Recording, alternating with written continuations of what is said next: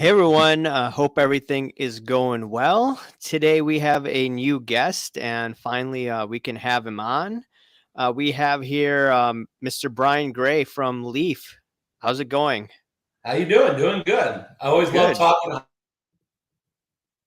So I don't have a Cubs flag behind me, but I thought about putting one up for today just so we could be like, bros. But no, I just Okay. say, listen, I love talking about the hobby, and I honestly, whatever side of issues or thoughts or opinions people are on, I just love that people care enough to talk about it.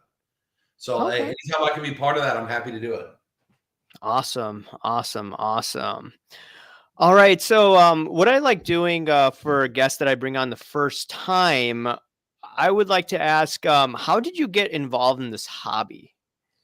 Well, I'll tell you, my neighbor a couple of streets over told me about this baseball card space, and I didn't know at the time it was owned by Dr. Beckett. That was in 1987. And so I went into the store and I bought a box of cards and I took it home, opened it all. I think it was $87. And even though I paid $25, $30, whatever it was, the cards added up to like $140.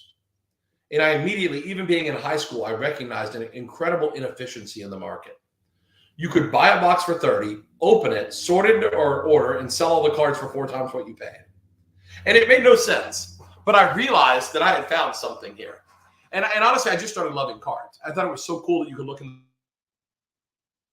and down arrows, but it wasn't just that. It was like if Wilson Alvarez threw a no-hitter, the next day everybody wanted Wilson Alvarez. And it was just a hobby where real life impacted the value of cardboard. And not just the value, but the demand.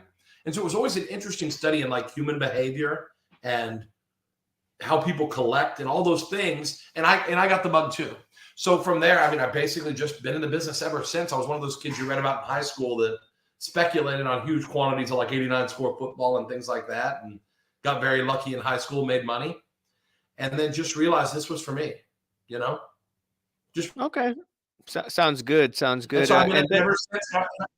I've done it all. So I've done everything in this business. I've had stores. I'm a collector. I've had, big internet retailers. I've had a distribution company. I've manufactured. I consulted Upper Deck, and I used to work at ProSet. So I mean, I've done a lot of stuff. So it's kind of fun that I've got to see every piece of the business. And some of it's not good to look at because I hear a lot of videos where people say, hey, this industry is, this industry is this or that or this. And I've seen things that were really not good. But I've seen things that are things that I look at and I say, man, I'm proud to be part of that industry. And it's not all the time. So there are times where I have to like put my head down when I tell people what I do because you hear all the bad stuff about our industry. But on the whole, it's been really exciting ever since I was a little kid. I mean, 15, 16 years old, I became a full-time dealer. So like I've been doing this for 35 years, a long time. okay. Okay. So then with all your experience in the industry, so then you decided to jump aboard on Leaf. How did that happen? Yeah, so I mean, basically, like I said, I've done everything in the food chain. I was a dealer on my own. I went to work for a distribution company called the Edge Man, which was like if you looked in the Sports Collectors Digest and magazines back then, it was one of the biggest. So we did that back then. Then I bought the company from them in 2003 thereabouts. While I ran Edge Man, I consulted. I worked for ProSet for a year in 1990. So I saw Lud Denny, who was probably the most crooked person in the history of the industry. So I saw how not to do it. Then I consulted Upper Deck, where I worked with Richard McWilliam. And again, Richard's probably the smartest guy to ever work in this business, but he also had a tragic flaw in that he would do anything to make money. And so it's just I mean, listen, I was his friend, so I'm not going to talk bad about him. He's passed, but you see all these things over the years. So I'd done that. Then I had my distribution company. And then in 2008, I saw the opportunity to make cards. In the 2008 baseball draft, I started a company, Razor. I signed 26 of the first 32 picks in the Major League Baseball draft exclusive. I had 26 picks exclusive in 2008, including, I think, the top 4 or 5 picks. I had all of them exclusive. Did that for a couple of years, but then the big opportunity came when Panini bought Donruss in 2008. They were basically renting the Leaf name, and they were paying a few $100,000 a year to lease the name. Then basically when Panini came in, they decided they didn't need the name Leaf anymore. So they told the people who owned it, bug off. And I swooped in because I saw an opportunity to buy a brand with name recognition and heritage, but bring something new to it. And so I acquired Leaf in 2010. So I made cards under the Razor banner 2006. Razor Poker was the first. I made some sets in 2008 baseball, 2009 poker, whatever it was, cut signatures. But that was all just getting my feet wet to learn the business to be where we are now. And, so I mean, in 2010, I bought the Leaf name, and it's been pretty much straight up ever since then, which has been great. I mean, again, listen, is anyone perfect? No, I think in the early years we made mistakes and did things that were not thought. We didn't really think through things like next level because you have to remember, we were hobby guys. Imagine going to your local sports car store and having these guys manufacture. Like, we were over our heads. And so we would not always think things through as well as we should. But at the end of the day, I think we learned some good lessons in years 2010 through 13. And the last 4 or 5 years, we've stepped up our game. There's no doubt our products are much better than they used to be. They're much more widely accepted in the marketplace. And people treat the products with a lot more overall respect than they did in the beginning. But yeah, it's now been 12 years. So this is our 13th year. It's been exciting. Yeah, lucky 13th year. Yeah, I have a few yeah, I have a few Leaf products. I bought a bunch of Mahomes Leaf cards. I think they're from 2017. I think I have about 60 of them that I bought on eBay that I still have. So yeah. I mean, listen, our stuff. A lot of people say things like, "Well, Leaf stuff doesn't sell for what the other companies sell for." Well, the problem is, like, if you open cases of Leaf, you actually get the good players.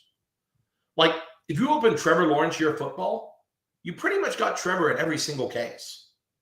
Like, if Panini put Trevor in every single case, trust me, they would be selling for nothing. Also, they'd be selling for a lot less. So, like, we believe that when someone buys a product, they should actually pull the good players. And if it means that the cards sell lower, that's fine. Because honestly, to me, ink is ink. And I think for a long-term investor, I don't think there's a bad argument to be made that you're better off buying Mahomes rookies. You were better off buying 10 Leaf Trinity Mahomes autographs than you were 1 Optic autograph. You were better off buying my cards in 2017 than Panini's. Now, does that always hold true? No, but so we just have a different approach.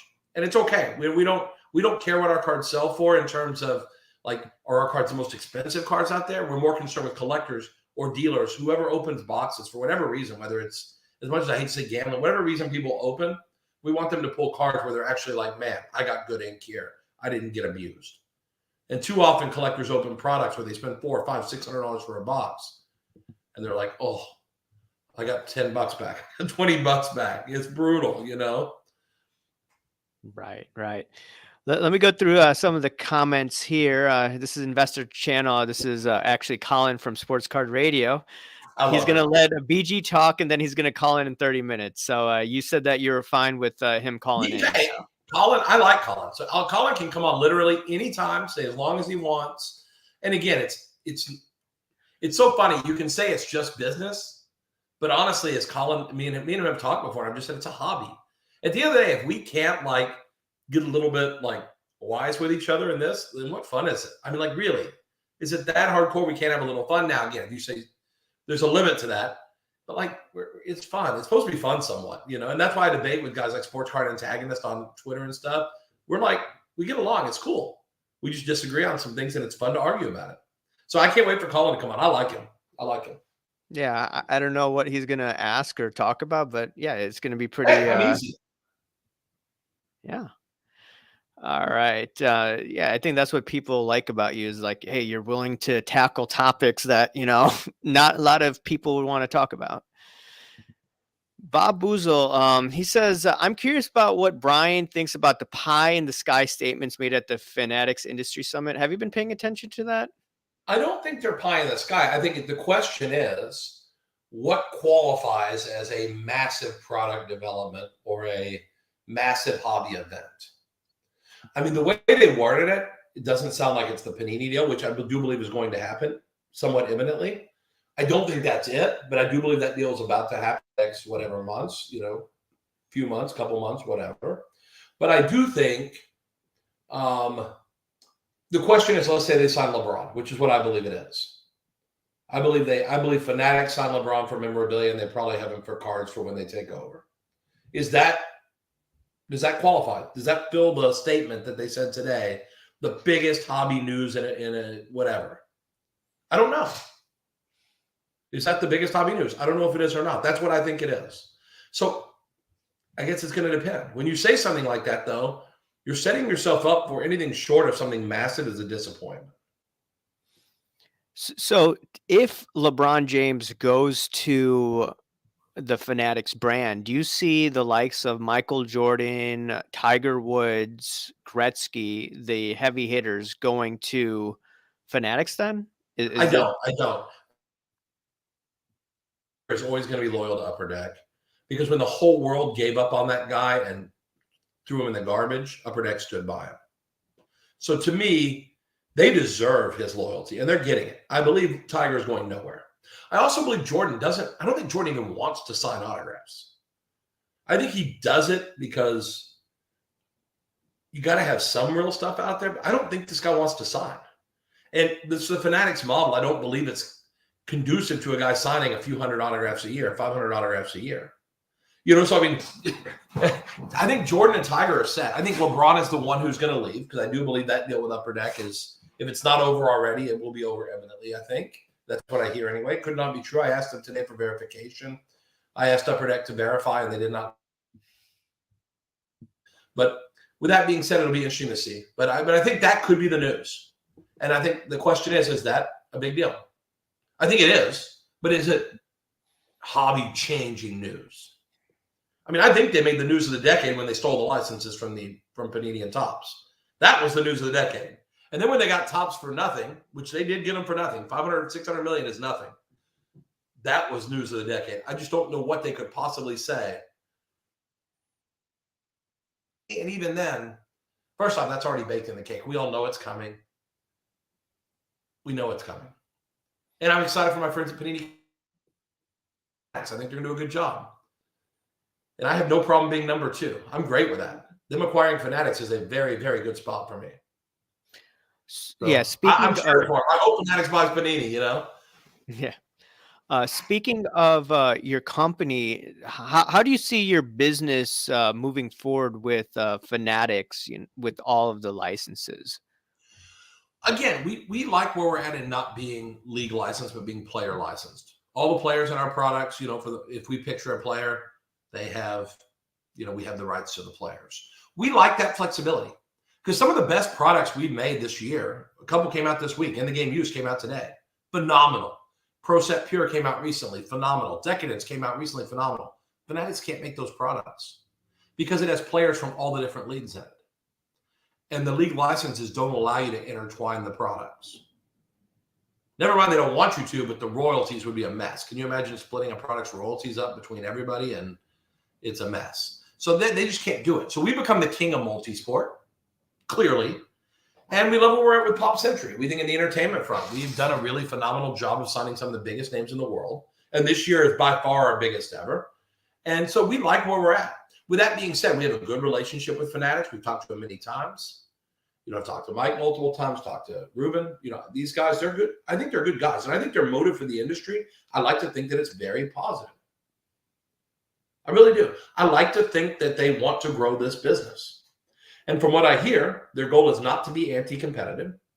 Everything they've said to us is, we need competition in the market, and you're the right kind of competition, because I do draw lines where I won't cross those lines because I know what's right and what's not right. And so we will draw lines. We know where they are. Some of them are a little edgy, but there has to be a line somewhere. And so I think that relationship can be great. But again, my relationship with Topps and Panini is great. I saw them both at the Super Bowl. We can pal around and joke and give each other hugs, and we get along. People want to think there's this big war. And again, me and Upper Deck may not be as close as we used to be, because we used to be very, very close. Because we did have a lawsuit and some arguing and stuff. But even then, I don't think it's personal. It's just business, But the Panini and Topps, we have a great relationship with them. And when they're acquired by by Fanatics, we see no difference there. And everything we've heard is that they're all about a competitive environment. And honestly, I'm the key to that. Because if they acquire Panini, I am the last bastion of real competition in the hobby, because Upper Deck their product focus is very narrow. And that's the difference. If Upper Deck had a broader product focus, they would be more important in the competitive landscape. Okay. Okay. That's a lot of words. I'm not good at word economy. The guy just said it. Colin said, I'm not a man of word economy, but I'm a man of honest, like the Billy Joel song, honesty, honesty. I just tell you how it is. It's a lonely word, but it is what it is. Right, right. I see this question from Jim L, and he says, I think he texted me about this or DM me. He says, Sure. is Brian Gregg going to continue and break? If so, do you think there's a conflict of interest with the potential of opening loaded boxes to create a buzz around a new release? Okay, well, this is the best one ever, because I remember back in 2007 when Upper Deck sent Exquisite to Beckett, and they pulled the Adrian Peterson 1 of 1 RPA, the preview. I don't think people understand that it hurts us if monster cards come out of these first cases. It actually hurts us. It hurts Panini when the big logo man comes out on day one. It really does, because the chase can ensue if it's already over before it starts. Our goal so far has been primarily to give a product preview. And in the old days, it would have been letting Beckett open it or opening it on a YouTube video. But what we've realized is the world is on Whatnot. The world is on streaming. Yes, there's people on YouTube, and we do product previews on YouTube, but we get hundreds of views. We don't get tens of thousands of views or thousands of views. And now that you can watch things back on Whatnot, I think a lot of people are going to go back and rewatch preview breaks. But I think that's the first goal: is we want to preview products. We want people to see them. We do when we solicit it to dealers, we do a video where we tell people about why it's good.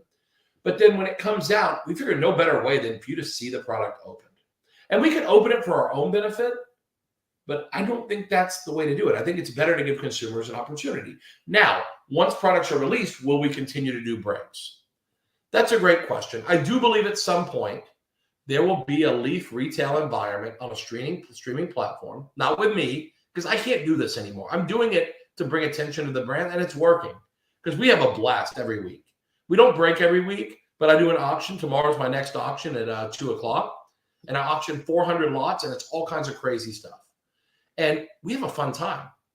And I get to talk to collectors for 8 hours. I do it from 2 to 10 at night. For 8 hours, I spend time. For me, it's a blast. So I might do that, but I do believe there'll be a Leaf retail environment on streaming. And as far as the potential for a conflict of interest, again, I can promise you we're not loading boxes. First off, when I go out to grab cases, there's like a pallet of cases out there. So I just pull cases off a pallet. We make enough volume now. It's not like we're making 100 cases. In the old days, when you made 100 cases, like you might know something, but like when you're making 1,000 cases, you don't know shit. You really don't. So I go out and physically pull cases myself sometimes, or I'll have like my assistant go out and grab cases who knows nothing about cards and pull cases off of a skid that's already finished. So we don't load anything like that. The bigger question is it a conflict of interest with your dealers? Like that's a better question, I think. And on that front, I would say on Whatnot, the number of people that break Leaf is minimal. So as Whatnot, if the Whatnot dealers were more committed to breaking our brand, I could see us breaking less and not there. But if the breakers are not in a significant way, so how do we not give collectors a chance to go buy online on a streaming platform all these products? So that's kind of our vision on that. So I could see where that could be if we wanted to load cases. Trust me, I ain't juicing cases. I've opened some cases where I was like, oh crap, that was not a good case. The other day, I actually gave away like $500 worth of stuff free in one of the breaks I did because I felt so bad the case hits were so weak in the case I opened. Like I was disgusted. I thought it was a bad case. I wasn't happy with it. Trust me, I wouldn't put a case on in a preview that I wasn't happy with. But we have no codes on our boxes. We have no codes on our cases. If you come to our warehouse, and if you're ever in Dallas, come over. I'll let you look at what it looks like. When you see what's happening, you'll be like, holy shit, these guys couldn't plan anything if they wanted to. Yeah. So I know that you went on Sports Card Radio's live stream. I was on it as well. And regarding the industry, it's in my opinion, it's in the best interest of those other companies to have loaded boxes and have influencers open up these cases, and they get all of these decent cards. I mean, we saw this with the Panini Crown Royale. That's, you know, someone broke the code or it was leaked or whatever happened. We know that the code can be broke. So are you in agreement with me that these companies load those boxes and have the influencers open it as marketing? I don't. Again, I don't think a case that has the Cade logo, man. I really don't. Now, with that being said, the Crown Royale problem is a common problem. When you're using the biggest facilities like graphic converting, when you use those big printers, the way they run the boxes, the way they drop case hits in the feeders, that's what's causing this problem. Is they'll have a run of boxes that have the hits and they're molding cases, and when they put those NBA requires them to put that sticker on the front. That's required by NBA. Put that stupid sticker on the front with a serial number. NBA makes them do it. So the way the cards come off the feeder and the way those are applied, that's why that problem happens. And it can't happen. Just can't happen. Honestly, you should build the product in a way where, in my opinion, you have to find a way to independently sticker the boxes, not as they come off the press from certain feeders that have case hits or whatever. So I think that's just innocent screw up or not thoughtfulness, which I've been not thoughtful before, so I get it. And then I think in terms of loaded cases, trust me, I don't think they're sending backyard their LeBron logo, man. I truly believe it would have been in their interest to have Drake open it. If Drake had, not just on every hobby medium, but on every medium everywhere, Drake hits multi-million-dollar card. So I'm telling you, they're breaking a lot of stuff, those guys. And I go in their streams, I find them entertaining. But again, I find SCI entertaining. I find everybody entertaining. Even people that are boring, I find entertaining. So like I'm an idiot in that way. But like, I don't think they're loading it up on purpose. I think there are some shortcomings in the system for sure. For sure. Could it happen? If it happened, I would say it's a rogue employee. Because there are products that are hand-packed. So it is possible on a hand-packed item, let's say flawless, it is possible, potentially maybe, to direct a case. But I can tell you corporately, Panini would never do that. And this is my competitor. I could easily throw him to the bus and say, sure, they could do that. I truly don't believe that. If it ever happened, it would be a rogue employee. That's what I think. And I just, honestly, backyard's not, I wouldn't have backyard hit all of them. If I was doing it, I would more strategically place them. I mean, again, I hate to sound nefarious, but like I would put more thought into how I pulled a scam if I was going to pull a scam. I don't think they're doing that. I think it's just they open the most product and the most high end. They're going to pull the most cards. They are. Now, again, I understand the optics are terrible, but I will be honest. I've taken heat in the past for bad optics, and that's why, as a company now, we've got to change how we think. And we have to think about the optics, even when we have the best motives and the best systems. We have to think about optics, and so we're very careful with that. But I don't believe Panini has got this master plan to make backyard rich and to have everybody buy there. It's not their interest either. You understand? They want more platforms to be successful. They don't want everyone to go to backyard because Grant goes on and says, or one of them goes on and says, hey, this is where the juice cases are. Why would you buy anyone else? Why would you buy anywhere else? They don't want that. They want you to go to Leighton, and they want you to go to Real Breaks. They want you to go to these guys and Nathan and these guys. They want you to buy everywhere. They would never favor a breaker like that. What do you think of the breaking industry when Fanatics fully takes over? They have already put a lot of emphasis on this channel. There are some products where breakers, I think, get more quantity than the distributors do. The breakers have become critical in the food chain for products already, for tops. I think the breakers do some things very well. I think it's also very risky to put too much of our future in their hands. I think that's very risky. And again, I'm not going to come here and say, well, the store is the only way of the future. People have been trying to say that for decades. Clearly, it's not. You go to a foreign country, like you go to Japan, they love internet shopping and they love the streaming model where they can interact with the host. That's not going away. And Fanatics is investing in a platform because they don't want it to go away. You know, I think that it's here to stay. Like it, hate it, whatever, it's here to stay. And you have two choices. You can either say how horrible it is and how it's ruining the industry, or you can go and like watch and like say, hey, you know what? I'll see this as entertainment. If you see it as entertainment, you may say it's a bunch of, as the sports card radio guys, a bunch of guys watching people open packs with grown men on them. You know, maybe. You know, they'll buy bench warmer cards. They have girls on them. So you can at least not have that homophobic undertone. All right, see this from Dan L. BG, what about the process of getting cards printed? More challenges in the past or the same?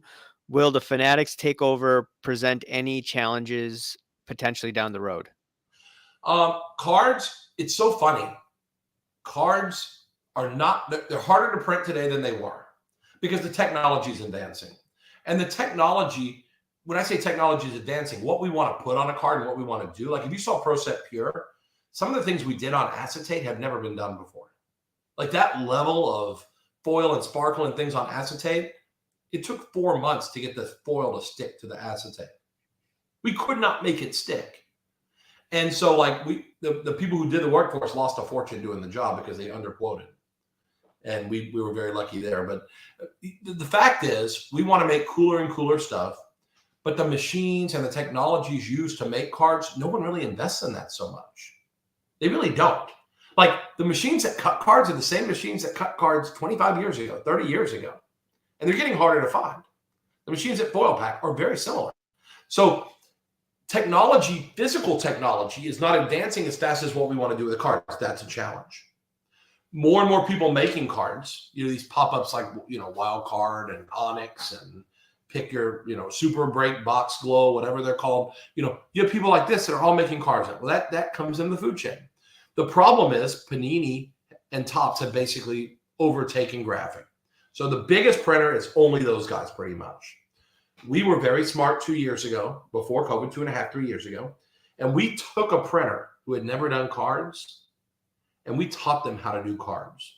We taught them how to make game used cards. We taught them how to do these things because we knew that someday we could get pushed out of graphic converting because there wouldn't be enough, you know, capacity for the total hobby activity. So we've been very blessed. We taught that person, and because we did, we have our own source. We have our own place to make cards where we're not subject to the challenges that the hobby's facing. But my very small competitors, they're struggling because they can't find places to print the stuff, and they can't find places to cut the stuff because Fanatics, Topps, Fanatics, Panini, me, we're using a lot of capacity. Upper Deck, we're using a lot of capacity. We're going to make 55 to 60 releases this year. Now, much lower print runs than last year, but we're going to make more releases, less print run of each. When you make 60 releases, you're taking up a lot of press time and a lot of capacity. That's more than Upper Deck's going to make this year. We're going to make more product than Upper Deck. So, like, that's a problem. So, yeah, that's a challenge. I think us, Panini, I think we're in good shape. The further you get down the food chain, I'd be very concerned. Very concerned. This is my first time talking to you, but you're talking about printing. So how was it like during the pandemic? I know you talked a little bit about this with Jeremy Lee, but what were the challenges during the pandemic? Disaster. Total disaster. Besides, you know, not having people in our offices and the printers, because these places where cards are printed and all the physical work that goes into it, it's a small room with a ton of people. Like, you would not believe it's a factory. And you might have 100 people in a small area. Well, during COVID, that was not on the game. That was not in the game. People were staying home because they got money to stay home. And so cheap labor in Texas became impossible. And Texas is famous for having affordable labor. That was over. And so we would find that, like, the printers, there's nothing. Well, the problem we had, the biggest single problem, and I was so lucky, I bought multiple. I invested in massive amounts of paper the minute this hit. That became a big problem. I mean, there was a time where Panini couldn't put out Prism football blasters because they had to put out Prism WWE, and there was no paper. If you remember, 21 football prism blasters were way later than hobby because they needed that paper to make. They were having to allocate paper between jobs. They didn't have enough paper because what happens? The paper mills had no people. It was like the meat packing industry had no people because they all work on a line. You couldn't have, so every part of the food chain got screwed. Not just the people who actually print the cards, but the paper we couldn't get. Then the plastic we couldn't get. And then, so we had capacity, we had a supply chain issues galore. Galore. That's part of why we raised prices a little bit during COVID because our prices went through the roof. Our prices went up 30-40% to make things, and we raised the price 4%.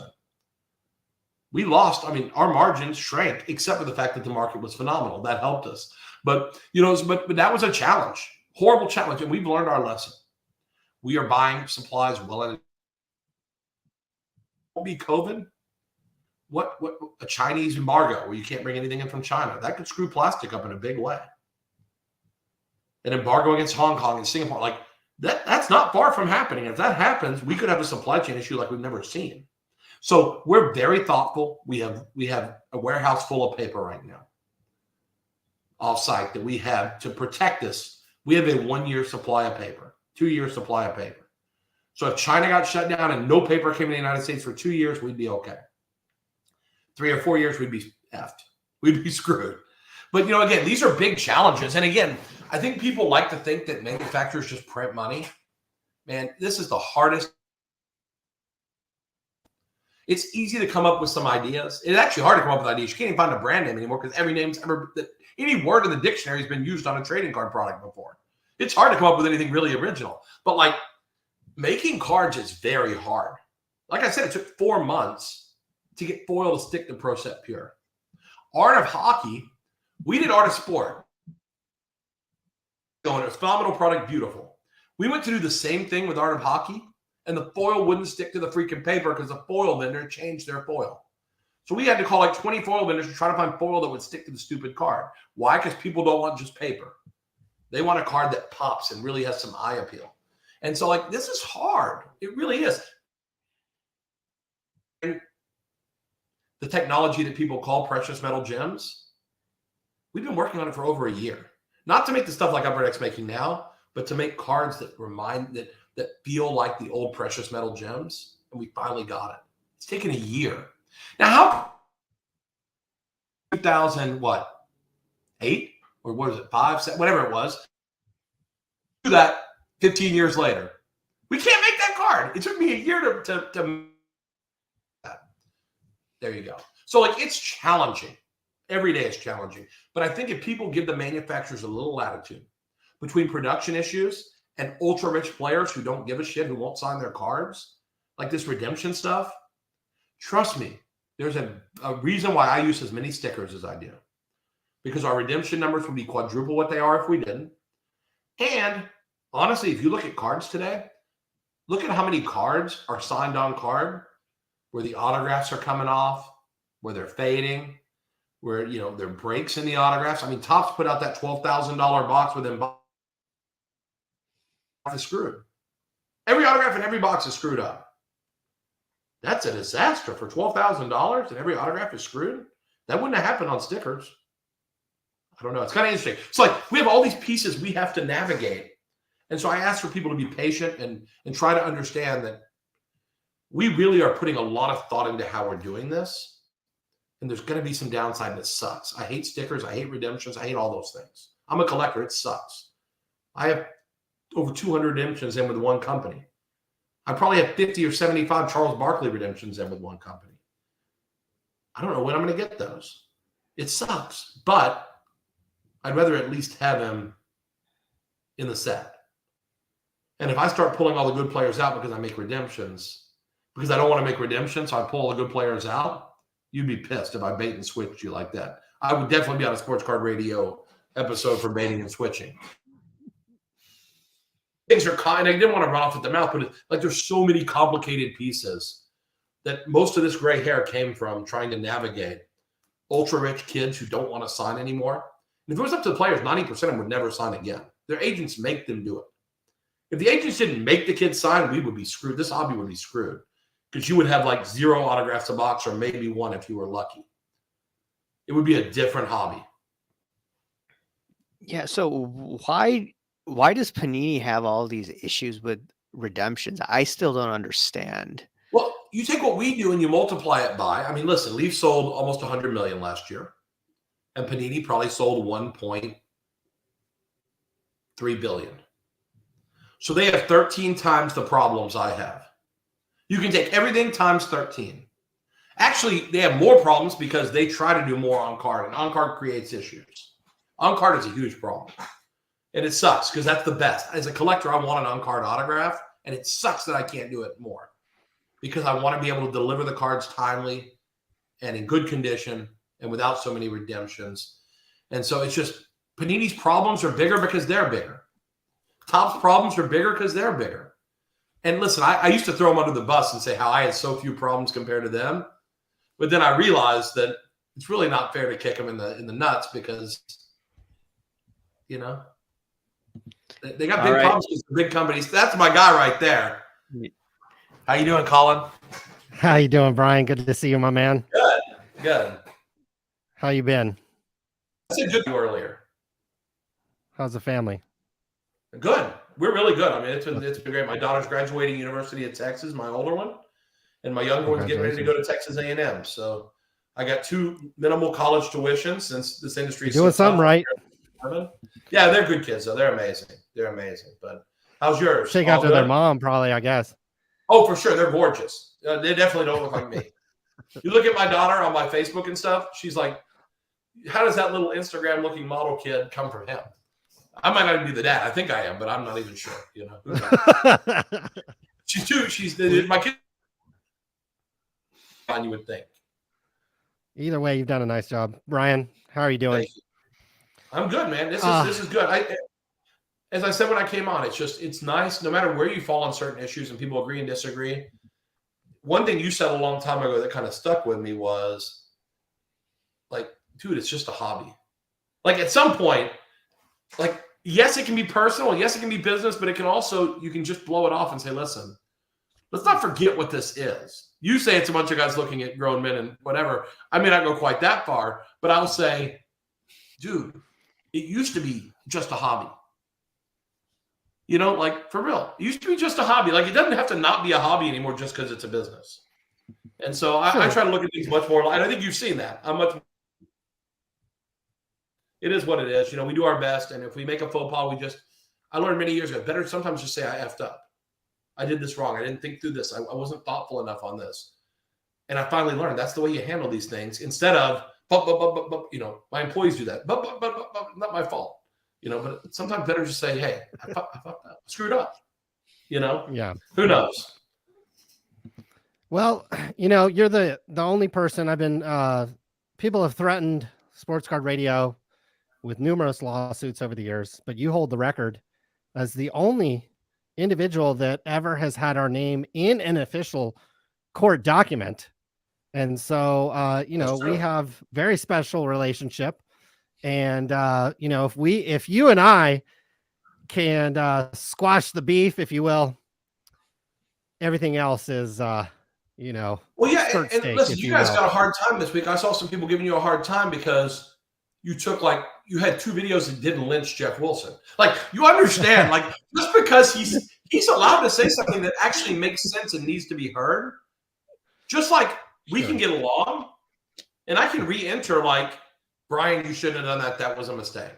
Like, okay, because it comes from accountability, and not just your accountability. Collectors voting with their wallets. When they spend money with me, they're telling me I'm doing a good job. Last year, we made too much product because the market wanted too much. And then they voted for about 2 months to not buy as much product because we were overproducing. So now we've scaled way back. And now accountability comes in all forms. It's not just YouTube videos. It's people voting with their wallet. It's little kids who used to come up to me or some do and say, I want to be you when I grow up. I want to be, maybe not me physically, but like, I want to be the CEO of Leaf someday. And then other people say, you got the shittiest job in the world. And then other people say you're a scumbag because you put this sticker on a card instead of an on card. And then someone says you're a scumbag because they didn't get their redemption within 30 minutes. You know, and so it's like, accountability is important. And that's what I say. If we can squash it, at the end of the day, I know that if I make a mistake, I'm not just going to answer to you. I got to answer to a bunch of people now. A bunch of we sell a lot of product. We sold $100 million almost. I think $98 million last year. So like when you sell $98 million, you got a lot of people you got to answer to. Like 4 wells on what's your gross margin on $100 million? It's pretty good. It's pretty good. It's pretty Last good. year was a phenomenal year. High I would say double that digits, mid how about this? teens, single digits.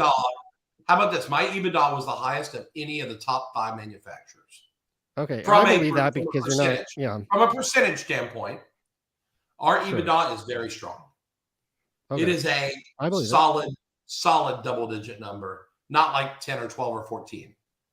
Our net margin is huge. But again, we don't have to pay that licensing fee. And that's a big one. Yeah. These guys are paying, they were paying over 20%, like because they were paying a premium. Their effective rate at one point was like 30%. So like when you're paying 25, 30% off the top, the collector experience is impacted, no doubt. Yeah. And that's why when people think these companies are getting rich, now listen, during COVID, I think some people did get rich. I do believe that. Some people did get rich, there's no doubt. And but like it's a hard business. It really is harder than people think. And that's why, again, I used to like kick people, panini and tops and up, and I used to just kick them around and like be an asshole. And then I realized that it's like, I get it. It's not as easy as anyone wants to think. I know because now I knew where like I'm feeling some of the growing pains that I used to never have a problem with. I feel that now. So it's a different world, different world. Sure. Well, I heard you talk about, you're breaking more on Whatnot. You're kind of focusing your eyeballs on there. And, my thing is, look, if you type in a leaf product into Google, Whatnot ain't going to come up. You know what I mean? And so I see you guys go from, blog TV to Whatnot to, different. I mean, Whatnot's going to be gone in a year. Nobody's going to be breaking on Whatnot in a year. Like it's going to be that has been the history of the streaming platforms. And I think the biggest problem a lot of you guys have had is you haven't curated enough of your own. I mean, like I've made a ton of money off curating your guys' content, from the checklist to the information of the product, all those types of things. I mean, to this day, we are still getting, thousands of people a day going to a website that we haven't touched much over the last 4 or 5 years. And that's the best. Who doesn't love passive income? Yeah, I mean, it's great. And what I would encourage you guys to do is, Whatnot has a role, but like if you type in a product into Google, obviously they own YouTube, and so that is what's going to come up. And to me, it's like the Whatnot guy, it's like chasing, you're like chasing the new girl at school when, for sure. And Whatnot's not our long-term. I will say Whatnot is not our long-term plan. We've already spoken to Fanatics. When Fanatics does have a platform, we intend to be on that platform. Okay. When is that launching? Is there a timetable for that? I don't think so yet. But what I'm hearing is that they're open. They want people like us they want their platform to be robust with a wide range of product and not just be a platform. Because again, Fanatics doesn't do things small. And when they go big, they're going to want to have a platform that's robust enough and has a chance of being the king. And the only way to be the king is to have everything. And they can do that. They have the ability to do that. And my initial talks with them are, we love the idea of having more people on the platform. And again, we don't want to be on these platforms doing breaks ourselves. But if our product's underrepresented in those marketplaces, we're using me as the tool. Because initially, I don't think that's a bad idea. I just called myself a tool, but we're using me as a tool to get people to come check us out because they're entertained when I'm on there acting like I'm crazy, whatever. But the long-term vision, in the next few weeks, we have someone starting full-time who will basically be a Whatnot. I think that's a great idea. And we're going to go back and buy old Leaf stuff dating back to the very beginning. Leaf store and Whatnot, you're going to be able to buy 2013 baseball, and 2014 baseball, and 2015 baseball. And we will have the best selection of Leaf product that we go acquire on the open market because we believe that who can run a Leaf store better than Leaf? Now, with that being said, our store partners and our breakers are important partners. But the breakers only break certain kinds of products. Like if you go on Backyard, They've broken 3 different products of mine in the last 6 months, 8 months. I've come out with 20. So clearly, I've got 17 releases that don't fit the backyard model. And so should collectors not be able to stream those things because they don't fit any of these breakers, how they do their mixers and their randoms or whatever? People should be able to just go buy a box and open it right now, immediate gratification. And so we believe that we're going to have to do that initially. Long term, we hope that people will see our success, and we're already having a lot of success, and that people will say, I want to do that on my channel too. Why am I not selling more of their product? And when they do, we'll log off, because it's a hassle for us. The money doesn't make a notice, even though we're growing very fast in these channels, it doesn't make that much difference. What we're focused on, instead of focusing on whatnot, is e-commerce. Because we believe our relationship with the consumer directly, not on boxes, but on single cards. We're making a lot of single card content. And some of it's pretty cool. Like the punch out looking Tyson and things like that. I mean, there's some really cool stuff we're making. And it's grown so much that last year our website was 1.5% of our revenue. This year it's going to be 7x last year. Nice. We will grow our website 7x this year.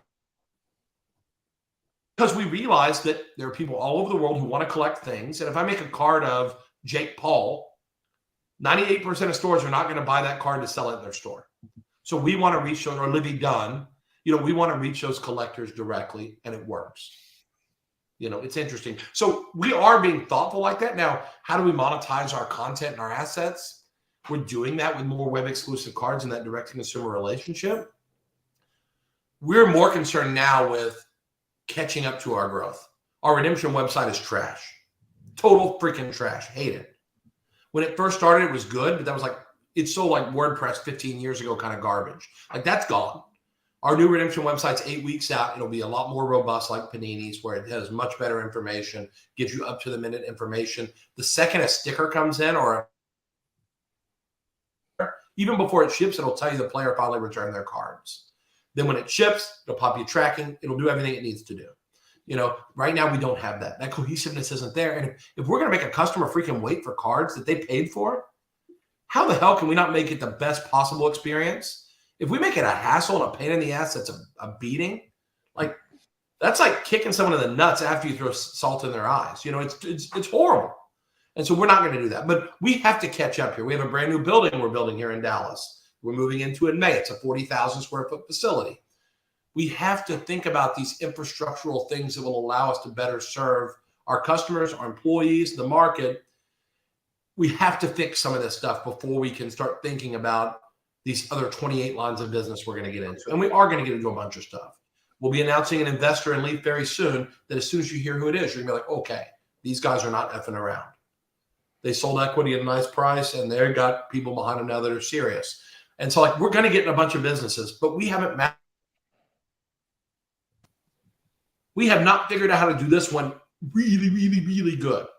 We just do it good.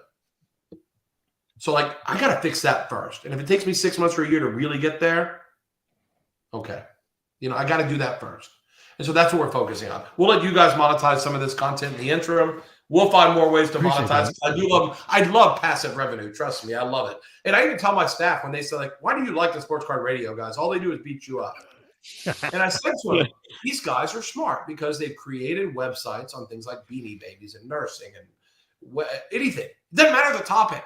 If you can create eyeballs landing on your page, you're creating money.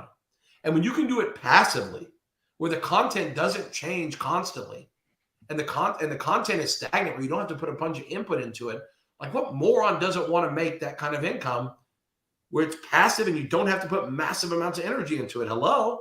So you got to give credit where it's due. So anyway, it's just kind of funny. So keep monetizing my assets for now. We'll figure out how to do it someday, but I got to do a better job at Leaf. I got to execute day-to-day better. I can't have anything fall through the cracks. We got to execute. And we're getting closer and closer.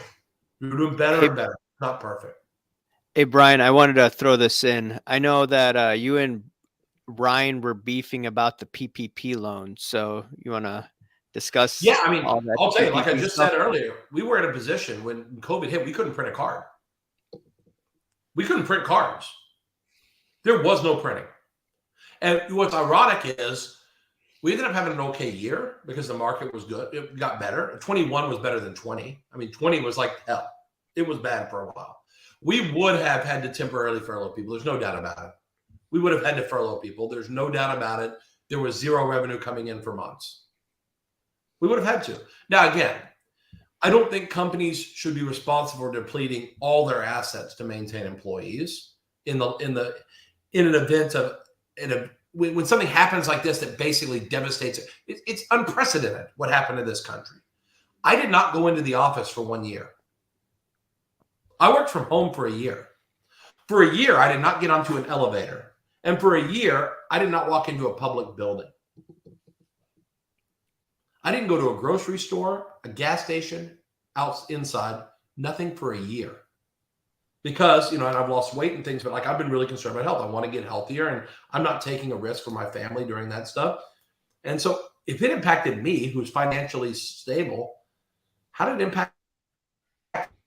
We couldn't lay off people or furlough them or tell them that, we had to cut salary. We weren't going to do any of these drastic things if the government said do it. But guess what? If you knew how much in taxes we paid last year, you would not be giving me a beef. You'd be saying, Brian, they screwed you on PPP.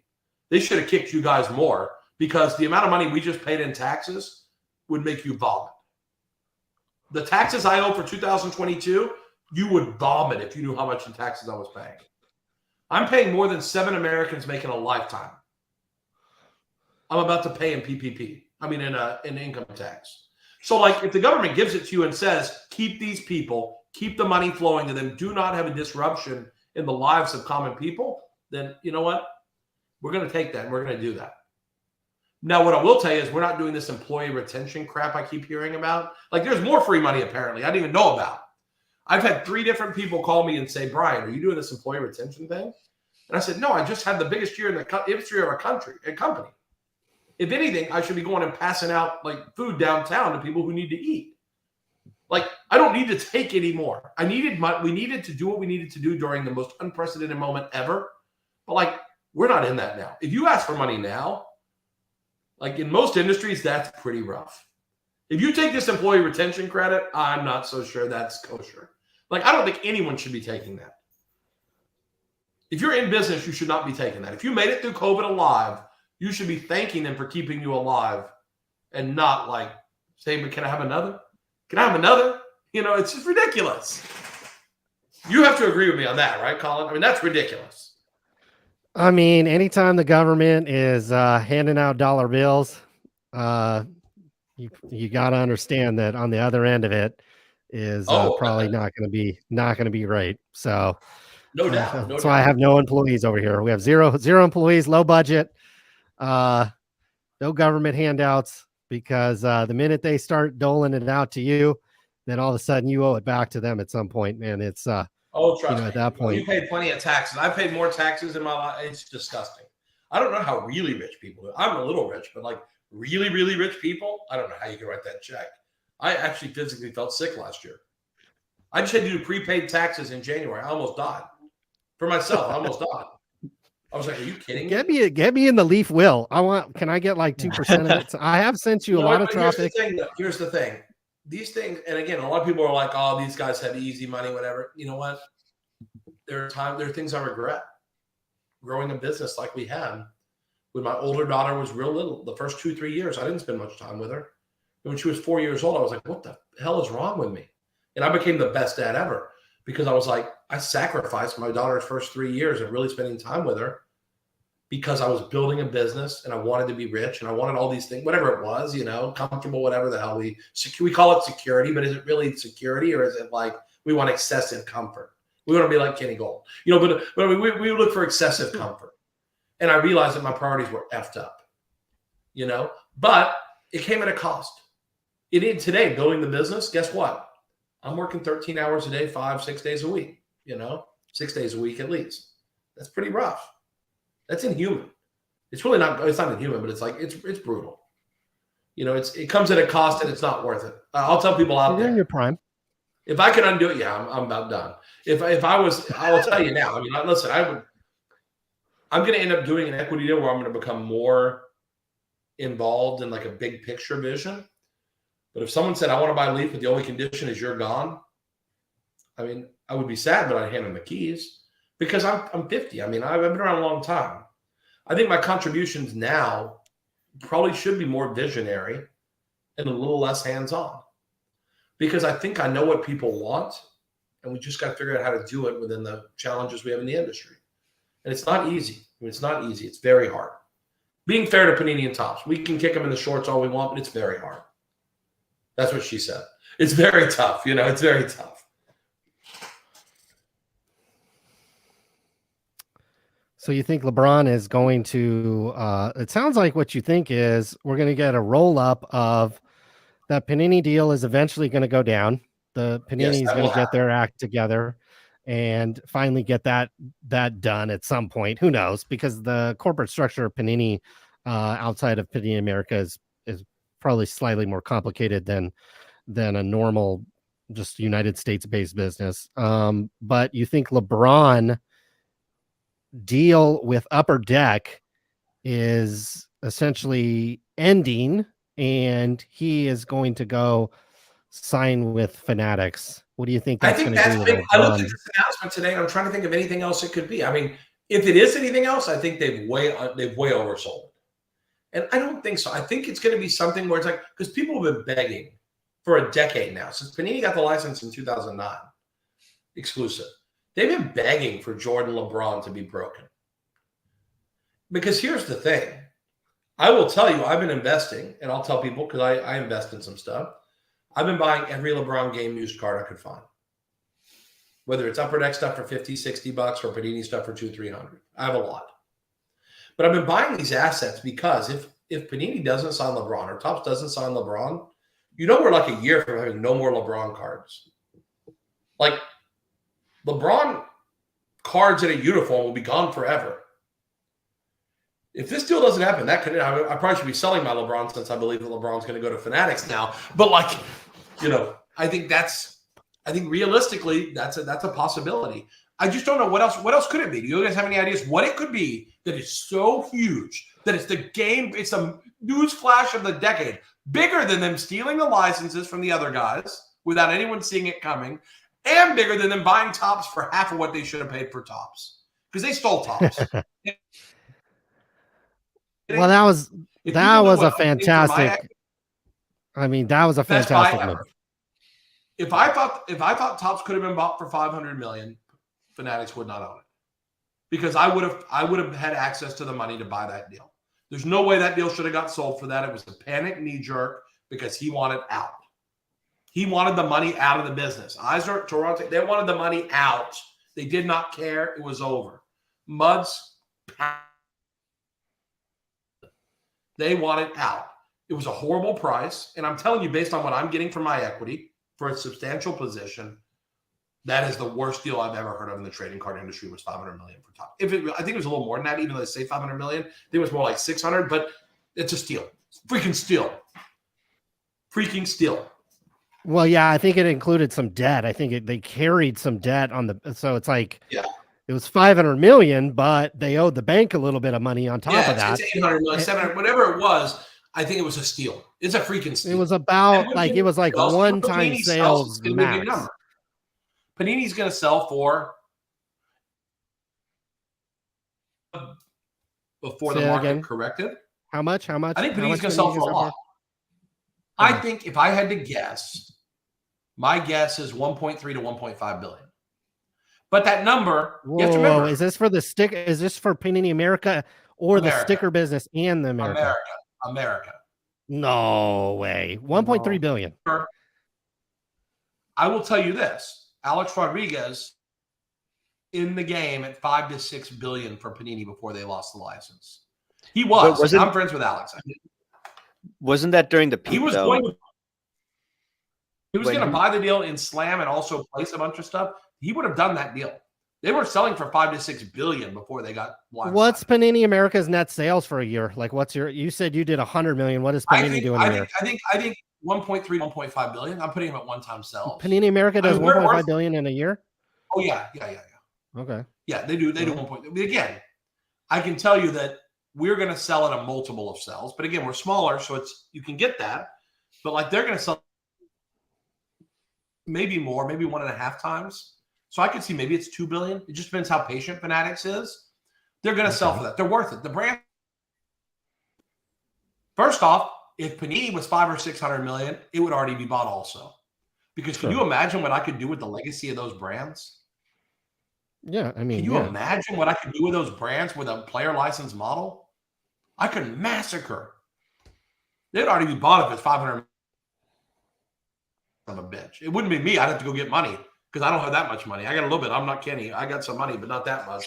But I can tell you, they'd already be bought. They're going to sell for over $1 billion. We should get Kenny on the line. We'll get him to buy Panini. We'll all three run it together. The thing is, $1.3 billion is cheap for that. It sounds crazy, but it's cheap. I mean, if you're right, and that's how much I didn't think their sales was that high. I did not think they did $1 billion, well over $1 billion in sales. Okay, well over. That's true. Billion. If it's true, then yeah, they get one-time sales would be the starting point. I think that's a starting point. They should sell for more because of the strategic value. But sure. Earlier, all those things. Again, point Fanatics. They're going to buy one. That's the other guy. And that's why they're, because I'm the only other guy that can really be a disruption. Upper Deck is not broadly in the industry and all these other areas enough to be impacted. I did a deal similar to what, or they sold some equity, I believe. I think NHL give them a long-term deal.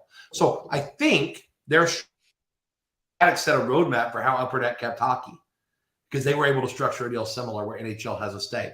But regardless of what it is, I think that as nice, they're going to dominate the world. They have 90. They're going to have 97 share, and no one's suing them for antitrust. But if they cross that line, it won't be positive. Obviously, it's not going to be positive, and they know that. They've spent more money already on antitrust lawyers than any 50 of us make in a lifetime. Maybe not 50 years, maybe 10. Sure, you're not concerned. You're not, you know the history of Michael Rubin. You've seen what he's done in the apparel business. You've seen him done and all the little trinkets and all the, I mean, the jerseys are not even a big money maker. It's all the other little stuff. He's rolled up everything, rolled up all the fan shops. He has control of all, like, I don't know what the percentage of the sports license market. He has a gigantic percentage of that, where I honestly can't even he bought Windcraft. He bought I can't think of a company that's on their own that makes licensed gear that doesn't have to roll through Fanatics. I know that you're making unlicensed things, but on a scale of 1 to 10, where are you in terms of being nervous? This is a competitor that we haven't seen before. There, you talked about Richard McWilliam earlier. You've talked about Michael Eisner a little bit. There's been some talented people in this business. Michael Rubin is actually probably younger and far more accomplished than, I would say, almost everybody combined that has owned a card company. On a scale of 1 to 10, are you at all concerned about him essentially decimating your business? First off, he can't decimate it. He can't. What could he do? Think about what he could do to decimate our business. I don't think he could decimate it because, honestly, I have the one red button that I have never pushed, which is if anyone. What is this? What is this red button? The red button is I just start making cards of everyone without permission. Let's go to court and see if I have the rights to do it. And I think I do. So, I don't think you have to have rights for any of this stuff, to be honest with you. But do it the right way and have player cooperation because we want their autographs. But trading cards are a source of First Amendment protected media. If we can get our arms around the fact that the interwebs is a magazine, newspaper, periodical news source, there's no way you can tell me that a 2.5 by 3.5 miniaturized version of a newspaper, which people collect and save forever for the informational and educational value on them, that's not some source of protected media.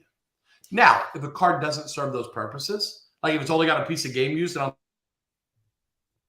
getting this card. Like, that's not enough. That's clearly not media.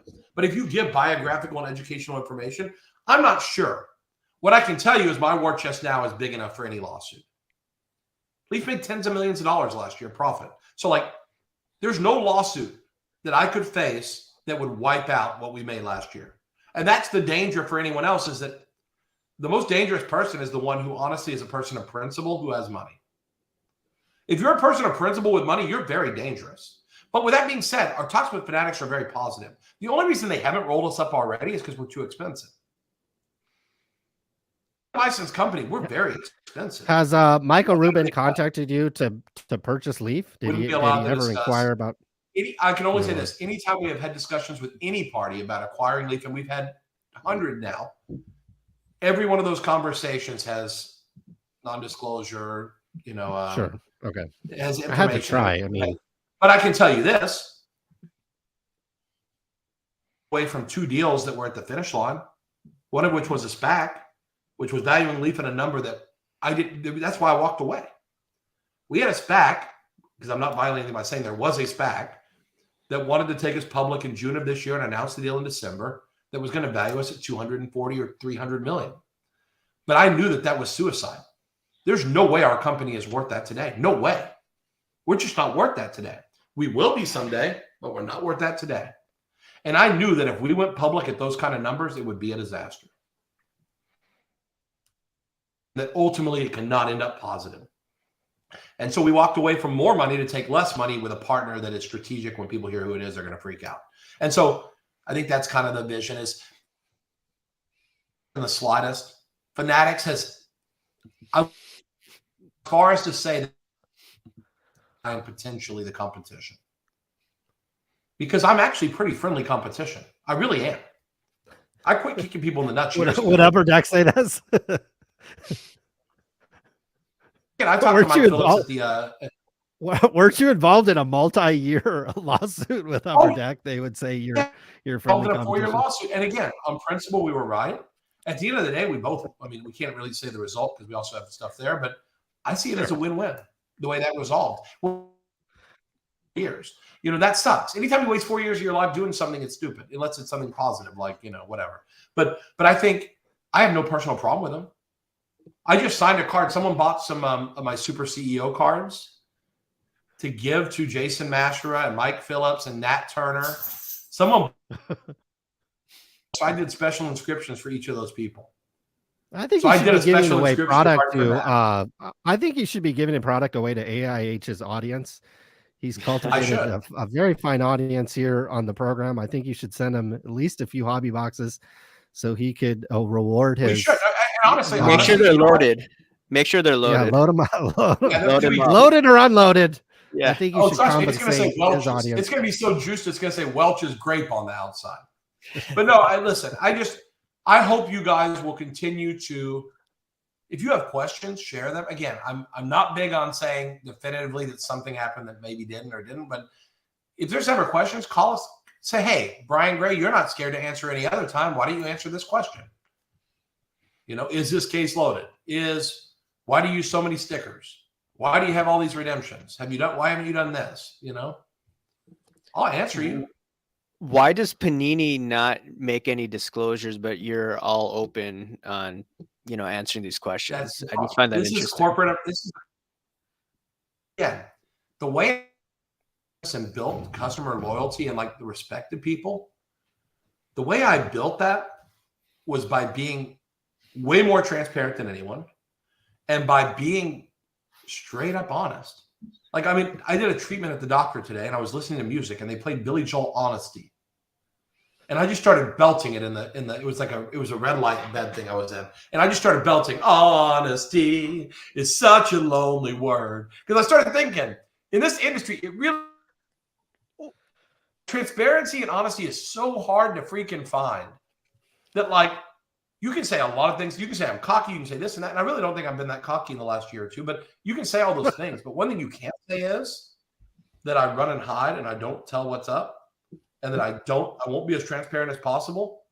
I'm getting better at saying we screwed up, but but I think ultimately at the end of the day, I think that's a big part of the brownie points with us. I think people respect the fact that we will say stuff. We'll say, CeeDee Lamb, we have to sue you because you won't return the freaking cards.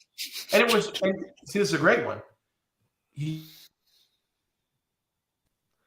And if you guys think I would sue someone without the agent knowing in advance and understanding, like, I would never do that. The difference is Panini can't sue players or the PA will kill them. So, like, they are stuck. But I had to threaten another guy. And now his mom texted me yesterday and said he'll sign them all this week. Are you worried that when you start suing these guys that these athletes may not want to do business with you in the future? First off, they don't want to do this shit already. Their agents are making them. Like these rookies, 90% of them would never want to sign a card. Like 90% of them have no interest at all. So like they're doing it because the agents make them, because the agents have to front the money for all the training or front the money on their marketing. And so they have how they do it. If it was up to the players, we would have autographs from like 20 of the top 50 picks, not 49 of the top 50. Like, trust me, it'd be way worse. Or you'd be paying for the number one pick in the draft hundreds of dollars an autograph instead of 50, 60, 70, 100, whatever it is. You'd be paying 3 times the price, and the products would be even worse. So, like, if we get to the stage where we have to threaten to sue a player, it's bad. It's at the point where the player won't call the agent back. If it gets that bad, then the agent's like, you know what? You have no choice. You have to do it. But again, we're not going to go there unless we have to. You know, again, CeeDee Lamb signed the next day. He was pleasant. He really great. And I went on Twitter the next day and said, this guy did his job. I wish it didn't come to that, but I give him credit. When push came to shove, he did what he had to do. He didn't fuck around and argue with us. He did what he had to do. And we did the right thing. And trust me, if you don't think Panini and Topps watched that and were thankful that someone finally was able to stand up to someone, it's kind of cool being the one guy that can, like, do stuff other people can't do. That includes being honest and transparent, like in my Billy Joel song, but it also includes holding players accountable to do their job. And anyone else in the food chain that drops the ball, you know, it allows us to have, we can do things other people can't do. And that's kind of fun, kind of nice. And it's kind of like, you feel good about yourself. Like you're not just the evil empire that everyone hates, because you're actually trying to do something positive in the mix. But you were asking one thing. I'm going to give you a breaking earlier about, can we get you on the Leaf payroll or something? When I was at the Super Bowl, I did a video teasing that I got a big promotion coming, and it's Leaf CEO for the day.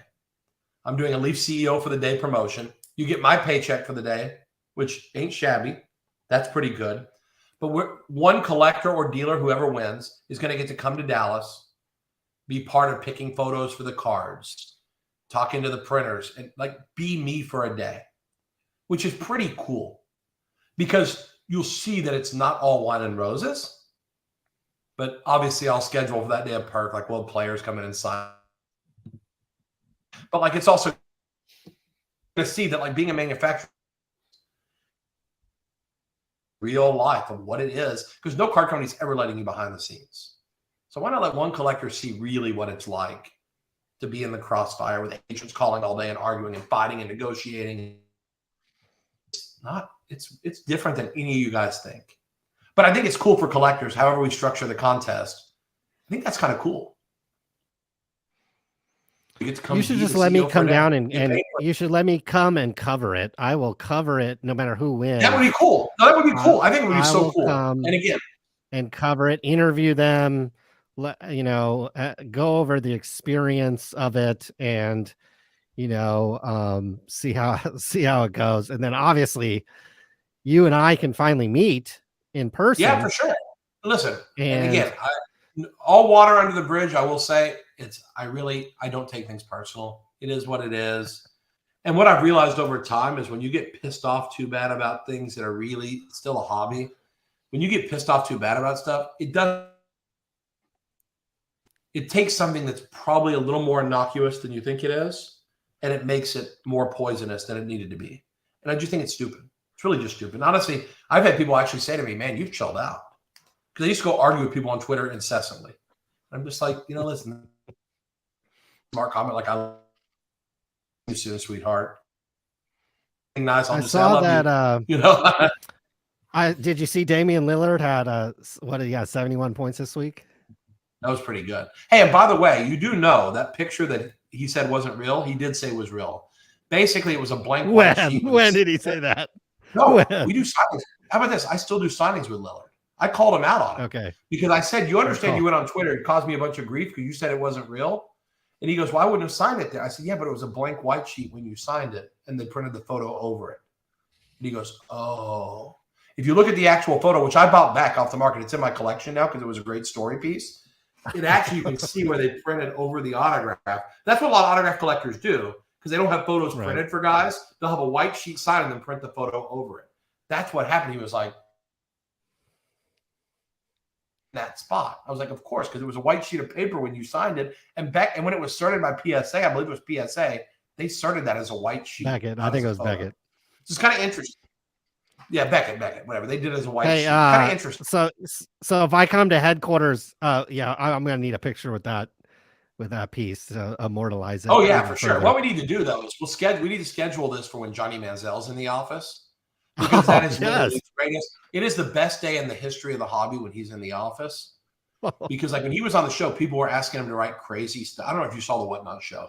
People were asking him to write like I banged Zach Wilson's mom. And he would do it. He didn't care. And there were things he wouldn't do. He wouldn't talk bad about Baker. He wouldn't talk bad about Dak. Like he wouldn't talk bad about them, but he would talk about other people, you know? So anyway, listen, it's all in good fun. I just want you guys to always feel open to say, hey, if we have a question, let's call Brian and get an answer. And even if it needs to be a canned response and not like a 1.5 hour soliloquy out of my big mouth, you know, we can find ways to do a canned response also.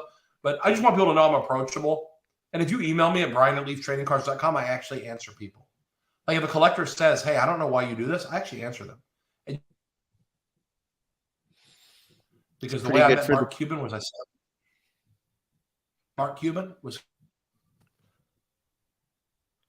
hey, Mark, would you think about signing from Pop Century to his personal email? I would. And by just emailing this guy, and he answered me. But he answered me the first time 5 years before when I asked him why they didn't re-sign whoever it was. It was something stupid. I said, why didn't you re-sign this guy? He was a good value. And Mark Cuban answered me. I realized if this guy can answer me, a schlub he doesn't know, who asked a dumb basketball question about a guard, like, I can answer people, especially when they're supporting my business, because this guy could. And so I try to take the same model, whether it's you guys who have a bigger platform or whether it's Dakota, who no one knows he exists except for his mom and his wife. You know, it doesn't matter. Any other questions for me? Because I'm getting hungry. I'm just got to be honest. Honesty, I'm getting hungry.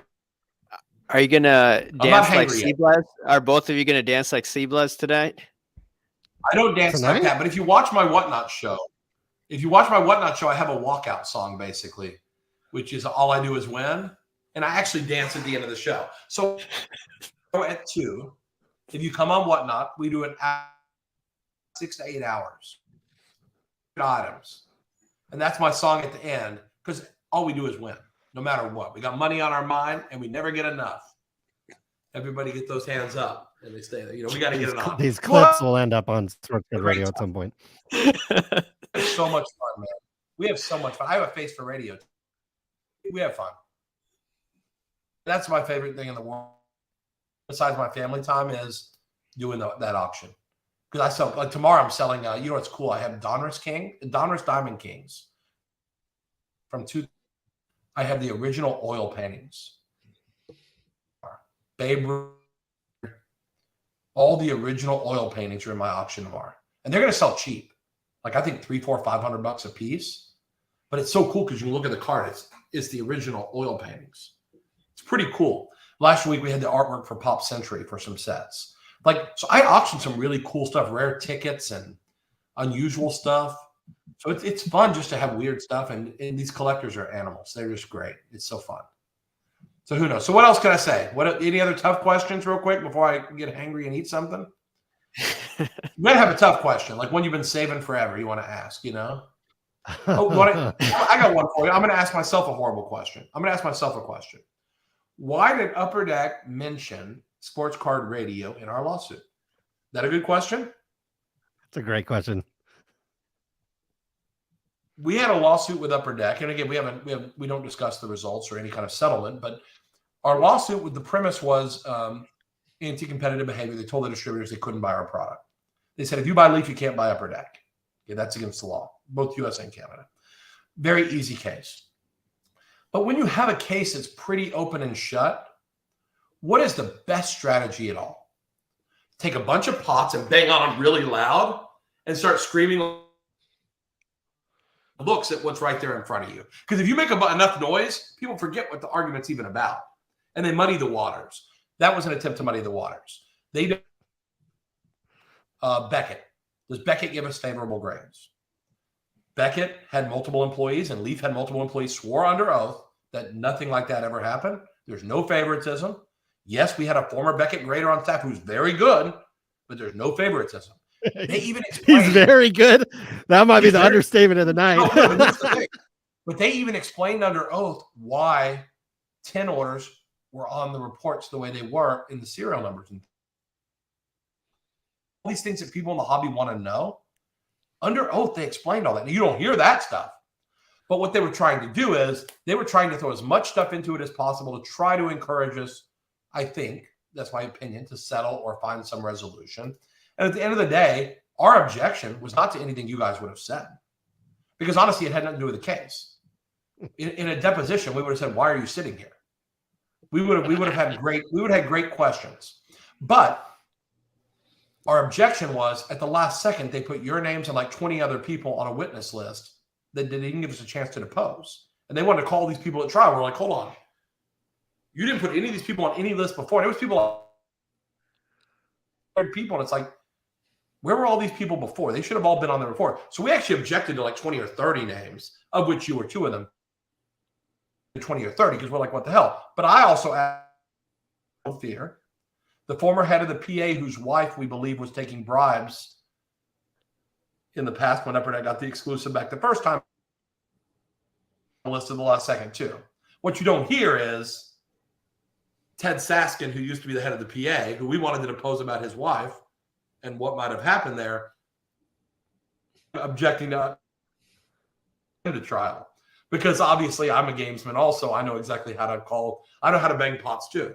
So, like, I mean, is what it is. But I want y'all to know I meet them, but we get to meet now under better circumstances. And now that we both kind of know where we are in the hobby, and, you know, it is what it is. So anyway, hopefully people come on here and say, hey, you know what? Maybe Brian's not the Antichrist. Maybe he's not the devil. Maybe he is. Maybe he is. Maybe he's the worst guy ever, and he just pretends not to be one on television. But I think at the end of the day, most people, once they talk to me, I think they realize that the persona that's kind of been put on me, that I'm some cocky air. Dude, I'm a dad. My number one job is dad. Number two job is CEO. And like, I'm a card geek. I am. I'm a card geek. And like, yes, maybe I fondle cards. I don't like look at them like, oh my God, I don't get like that. Now, I have pieces of my collection that are important to me like that. Like I photo, there's only like 30 of those in the world. It's worth like 10 or 15 grand. Okay, like that, I get pretty excited about. That's pretty cool. Like it's an extraordinary piece. I have Gene Hackman's Golden Globe from French Connection. Like that's pretty cool. But like a Luca Prism card, I'm probably not going to get giddy over. A mass-produced card like that, I'm probably not getting. Especially since I make cards and I know how many cards they made. You know, trust me, there's nothing to get giddy over. You know, but you know, I don't know. At the end of the day, I hope people, when they hear me talk, they realize I do this because I love it. I used to do it because I wanted to make a lot of money. Like the hobby's grown enough. Like we don't have to do this anymore. We do it because we want to do it. And trust me, I would get so many brownie points with my wife and kids if I just quit tomorrow and just quit. I could, but they know I love this. Like this is this is what I feast on, is like making a difference and having people say that was the coolest card I've ever seen. Or I mean, at the Chicago show and says, when I grew up, I want to be the CEO of Leaf. Like, that's pretty cool. Or people sending autographs for me to sign in the mail. Like, are you kidding me? This schlum? They want my sorry autograph? Or they pay $25 for it on the website. We sell hundreds? For real? That's pretty powerful. That means it does. Like it or not, it means you're making an impact. I like this guy says he loves pictures of men. So anyway, why don't we do it again when you have something controversial? Ask me, because I really was hoping for some hard hitting, like kick me in the nuts. You know, I'm a glutton for punishment. I love it. You know, maybe save up some good stuff. You know, I'll save. You know, like apparently I've sold out, and you know I'm soft these days. So you know, catch me on a. You have, and I'll say this for both of you actually, you have way more credibility when everything isn't a conspiracy theory and everything isn't a scandal, and you save it for when things really have bad optics. It means a lot more when you save it for things that really or are a scam, and there are plenty of those.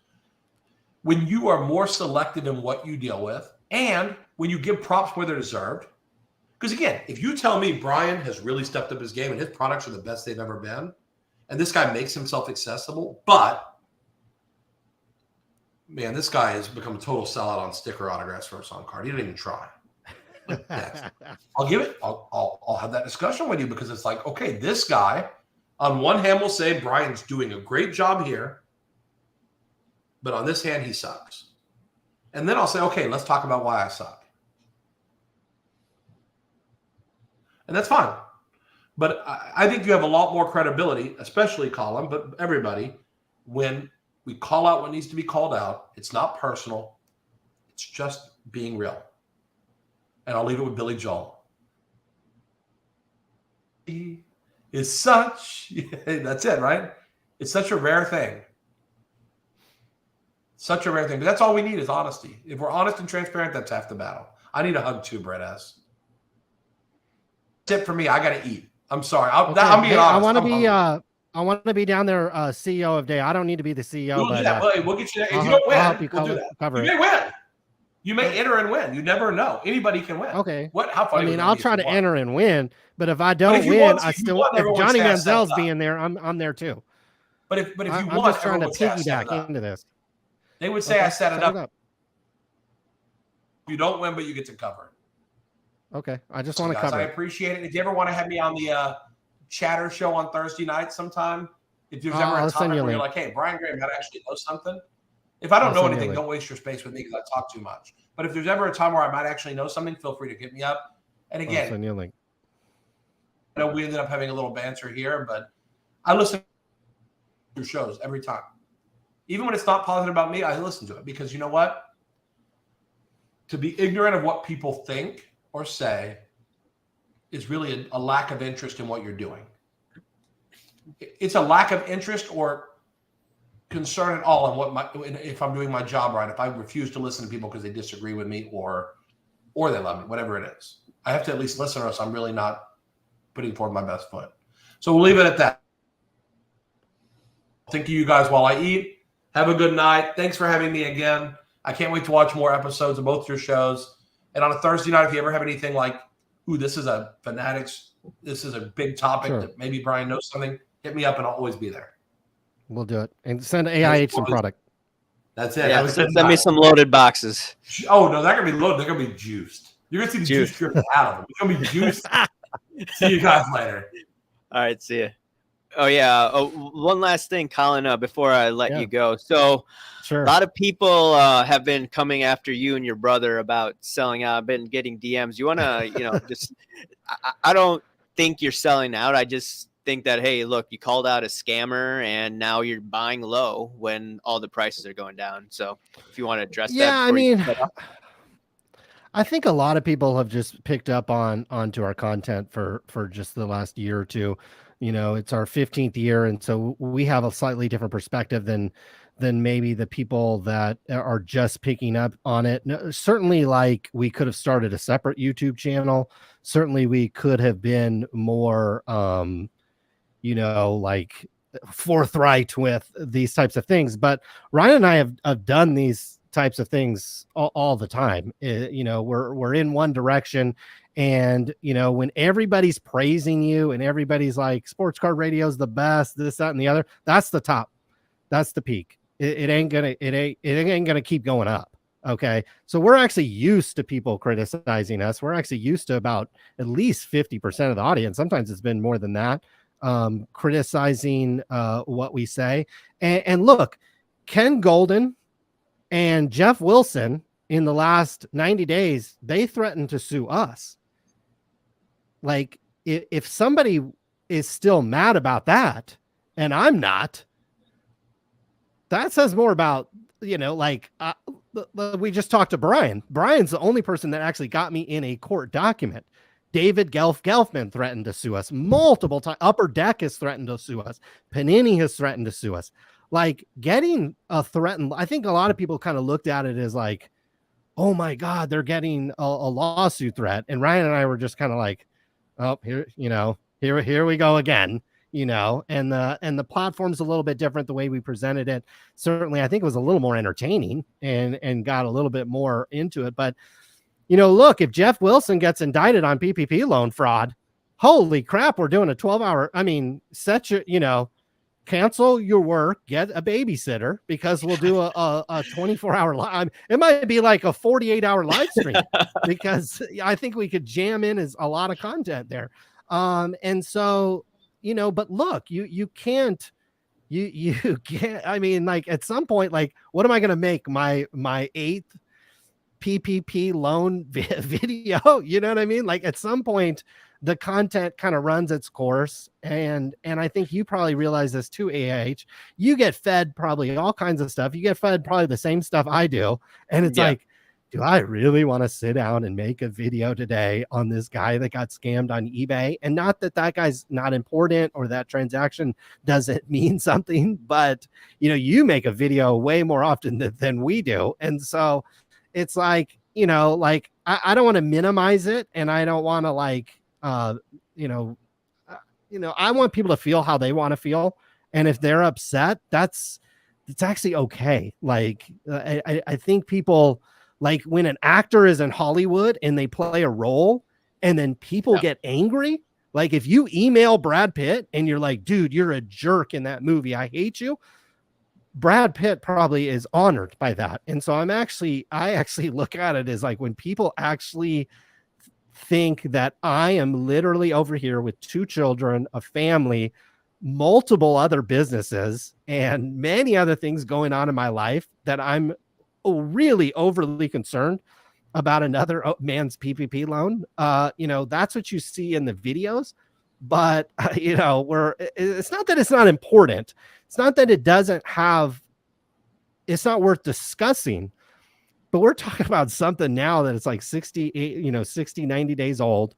They were never going to sue us when these lawsuits came over. They were never, ever going to sue us. Ryan and I knew that from the jump. That's why we created video. Right after we get the threatened lawsuit, we literally grab our crotch and pump it even more. This is why there's a lot of people in this industry that ignore, like, we talked about Leighton Sports Cards PPP loans, BBCE's a PPP loan. We talked about Upper Decks and DA Cardwell's PPP loan. The reason why those guys didn't come and say anything is because they knew, I would assume, they knew what was going to happen. Jeff literally sat down on a couch. I made a video talking about his PPP loan, posted maybe 5 to 10 Instagram stories on his PPP loan. Then he sat down on a couch and made a video. And that was, boop, game over at that point. Game over. Now I'm going to do 3 or 4 videos. I'm going to dice it up. And then he sent the lawsuit over. And it was like, Ryan and I, we could have a behind the scenes things. When this lawsuit comes over, you'd think, oh my gosh, we're shaking our boots. No, we're dying laughing inside.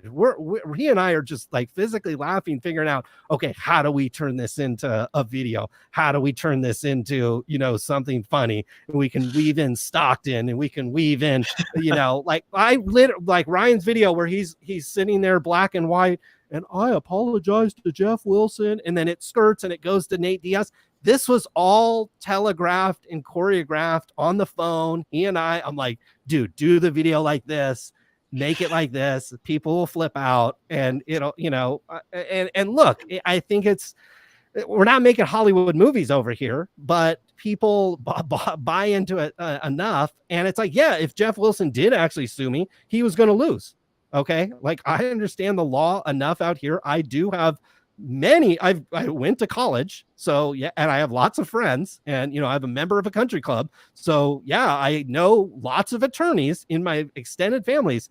They all have explained the law to me very well. If anybody wants to sue me for this, they will lose, and it will be and that's why we would that's why the odds of us ever getting sued was like almost zero. I mean, I suppose anybody can sue for anything, but the odds of Jeff Wilson and Ken Golden, who likely have decent enough representation, their lawyers tell them, like, you can send the scare letter, but to actually sue these guys in a California courtroom is got to be one of the stupidest things you could possibly do. And so I don't think either of them are that stupid, and I don't think either of their legal team is that stupid.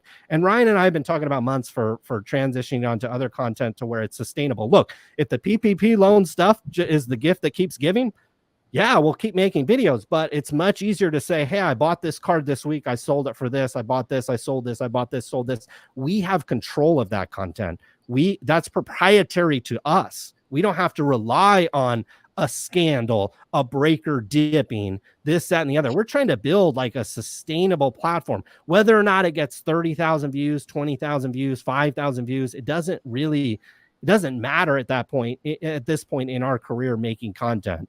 It's more about having control of our own destiny, making the content and being able to produce it on a consistent basis, and just doing what we like. It's fun to do the PPP videos. It's fun to say, suck my PPP and this, that, and the other. But at the end of the day, there's only so many videos you can make on that. And there's only so many times you can push somebody over the edge to where they threaten to sue you. And it's fun when it happens, but for us, I wouldn't recommend this to other people, but it's not, like, and it's okay. Like, people pushing back against us is exactly what we want. And we kind of like feed it even more. When people are attacking us, most people would be like, great curator, and block and hide from channel. No, we screenshot it and then go share it to go get even more, either more trolls are on the hating side, or the people that want to support us. If you want to, that's fine. I don't care. But it's really to get more trolls. Okay. And so that is like, trust me, the trolls will watch every single one of your videos. They're going to comment. The goal on YouTube is to get people to click on your video and watch it. It doesn't matter what they do after that. Like, that's the only goal. And if you do that, YouTube, its whole goal is to make money, and they will show videos to people that are clicking on them, whether they like you or they hate you. You actually want that. We've always tried for that paradigm. People love us or hate us. And I think having a balance of that is actually what you should strive for. If you try to be like the great curator and I'm every man, it's like it becomes fake at some point. It's like nobody's that happy-go-lucky. Be a dick every once in a while. It's if that's not your personality, if that's not your style, I get it. But that's two guys from Stockton. It's pretty easy to rile the trolls up. So I don't know if that answered your question, but we'll have a video. There's a special day in my family on Thursday, so we can't do a live this Thursday, but Ryan and I are planning to do a video tomorrow where we address the situation more. And it'll be one of those videos where you might not want to play it at work. You might not want to play it around the children, because the trolls, they're going to get an earful. And they got, I think somebody said it like on a forum. They were like, Sports Card Radio is where angry men go to get more angry. And so we're going to make people more angry with us. It's not the style. It's not the style. Look, if you have a breaking business, if you're Brian Gray, if you're Fanatics, you can't do this. You can't do what we do, but we can push the envelope and do things a little bit differently. And, for just two guys that are just doing this for fun, it occasionally works out. We'll see what happens though. What you got in the pipe for the content? Just same old stuff.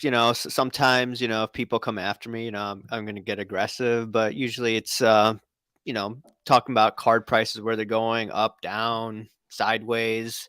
I did the LeBron James card video, went from $2.1 million to what, $700,000, Ooh. It's just whatever's on my mind. This is a good distraction from reality. I mean, we could both agree that, our society is a bit crazy and, we need a distraction. I think sports cards does it, to be honest. So now, is your wife doing I think you got the videos now. I remember when I first started watching, you had all the Funkos behind you. I was like, is this guy in a trading card shop or what?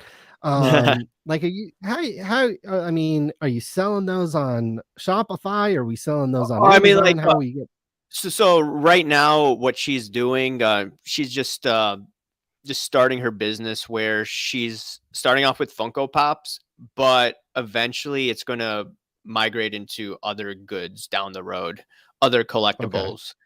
And I think our game plan is, next major recession, just buy like crazy, because that's when all these businesses liquidate like crazy. And that's when you find deals. That's what we found during the pandemic. All of these companies wanted to liquidate because they had cash flow problems. So she just bought a lot of items on discount, various goods besides Funko Pops.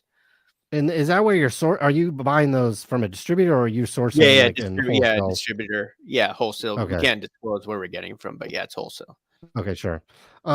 Yeah, so I like that. Yeah, I like that because if you look across Wall Street right now, most of the companies have elevated inventory levels, and they're just Right. I think they're like hoping that they can get it full Right, price, but right. at some point it rolls over, and the ships from China I think are flowing. So it's like, yeah, that spring and summer inventory is already hidden, and so you're going to be able to find some good deals. deals There's some down the stores road. here in my town that's like Target liquidation or pallet liquidation, and I go in there occasionally find stuff like that. That's a cool yeah, where you're at, it's probably, you're a little denser. I feel like you're in a little denser area, and so you can probably find more of those types of deals.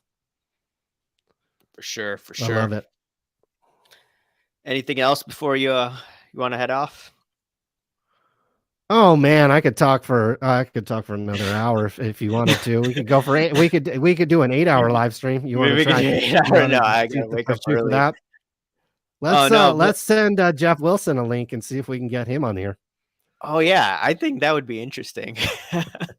And then everyone would call it sellouts, that we're all paid off shills and Sure. it's all one game.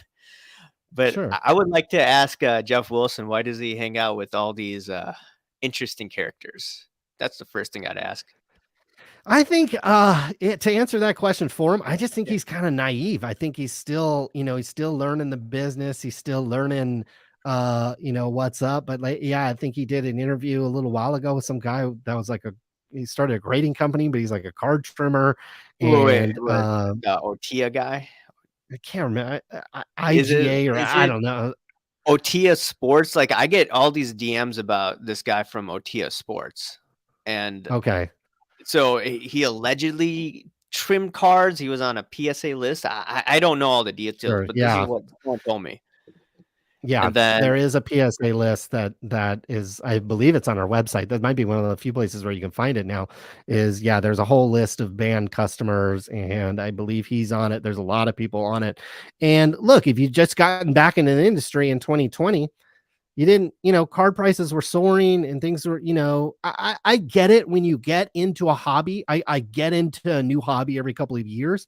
And I get it. When you get into a hobby, there's kind of that G-rated kind of soft content. And then if you dig a little bit deeper, it doesn't matter what community. I'm sure there's like Funko Pop people that like talk trash on Funko or overprinting or all that, yeah. but then there's every Funko Pop is great. And so, any community, there's those different layers of content. And I just see Jeff at the top layer. And there's been guys like that. This is our 15th year doing this. There's guys like that all the freaking time. And I think his production value is good. I think his the way he's presented the information is actually solid. He has freaking 20 employees. If I had fucking one employee, my content would be 10 times better. So, I could see.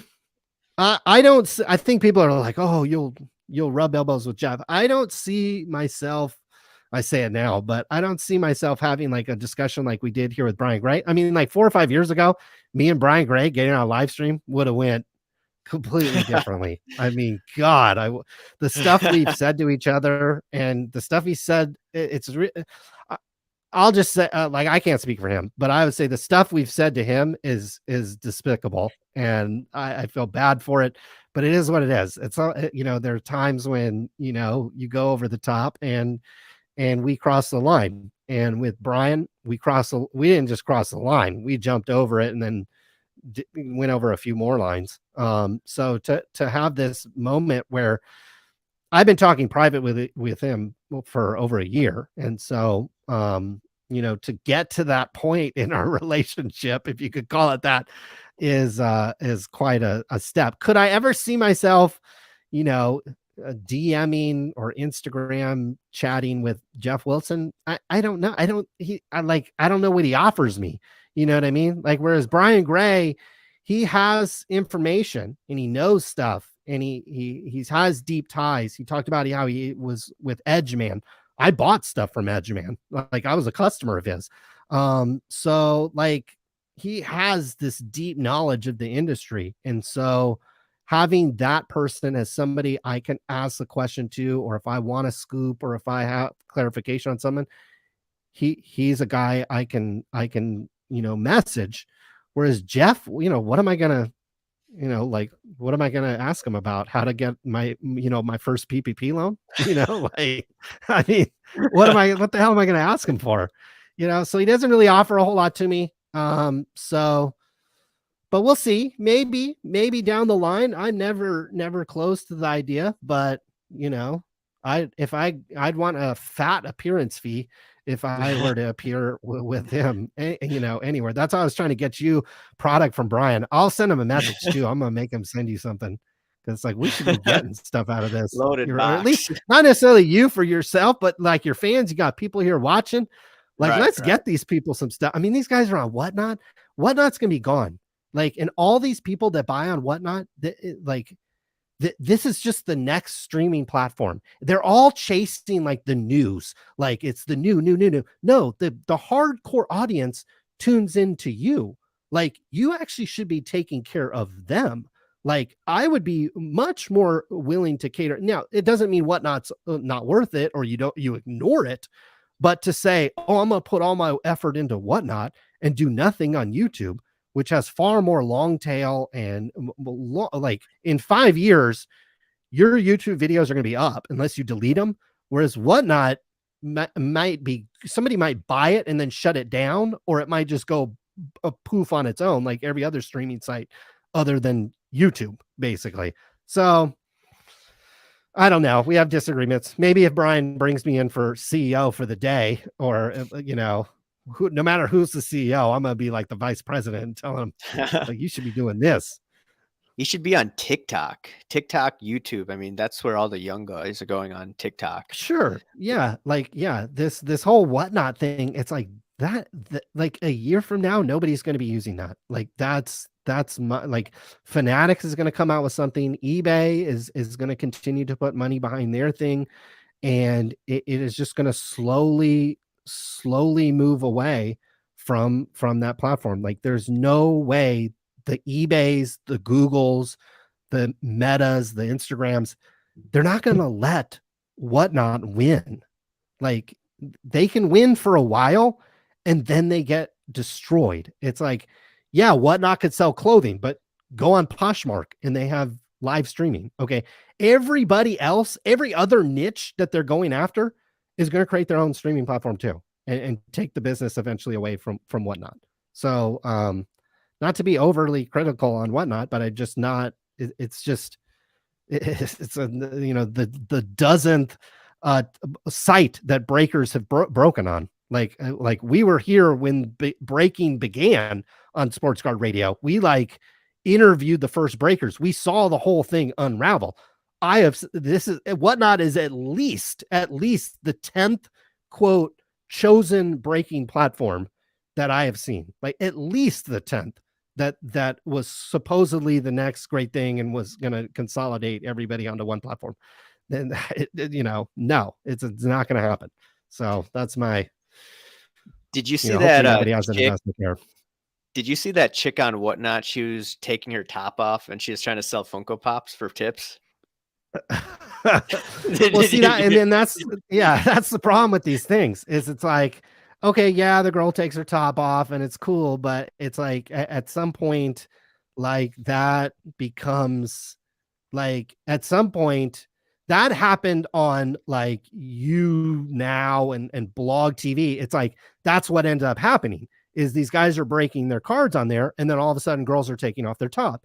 And because the platform is kind of fledgling, they need the traffic and they need the attention, and girls taking off their top ends up working out for them. So, and that's why the traffic eventually moves over to the corporate giants, if you will. And so it's just a matter of time.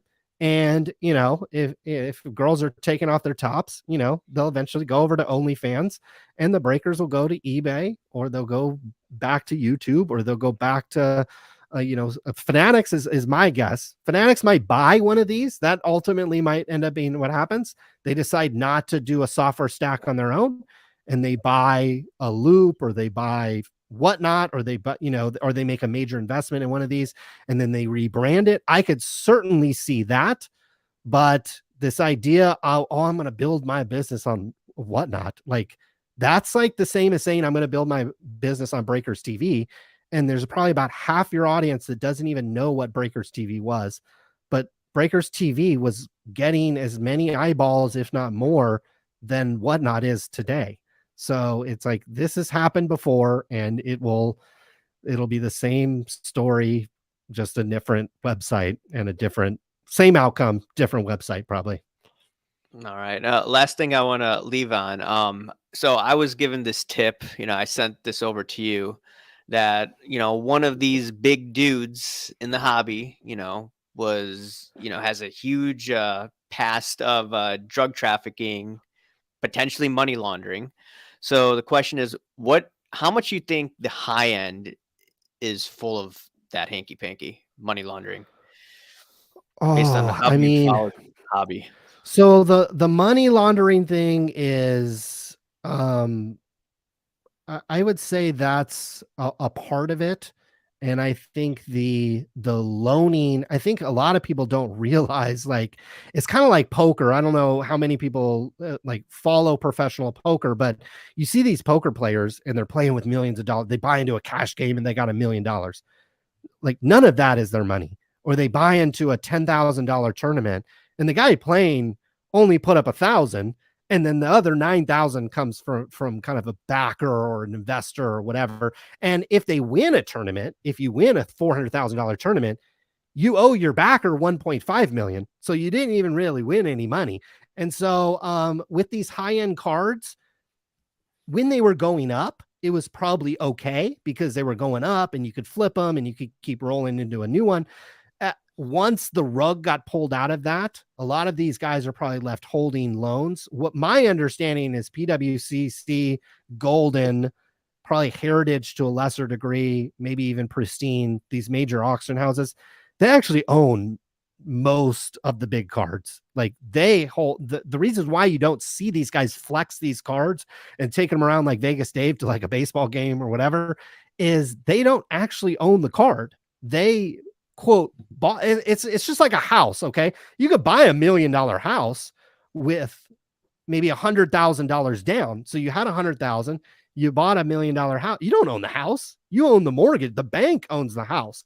And so the banks are Golden, PWCC, Pristine, Heritage, all the auction houses. They own all the cards, and they have loaned out money. And then these guys, during the pandemic and when the stuff was going up, it was a great business.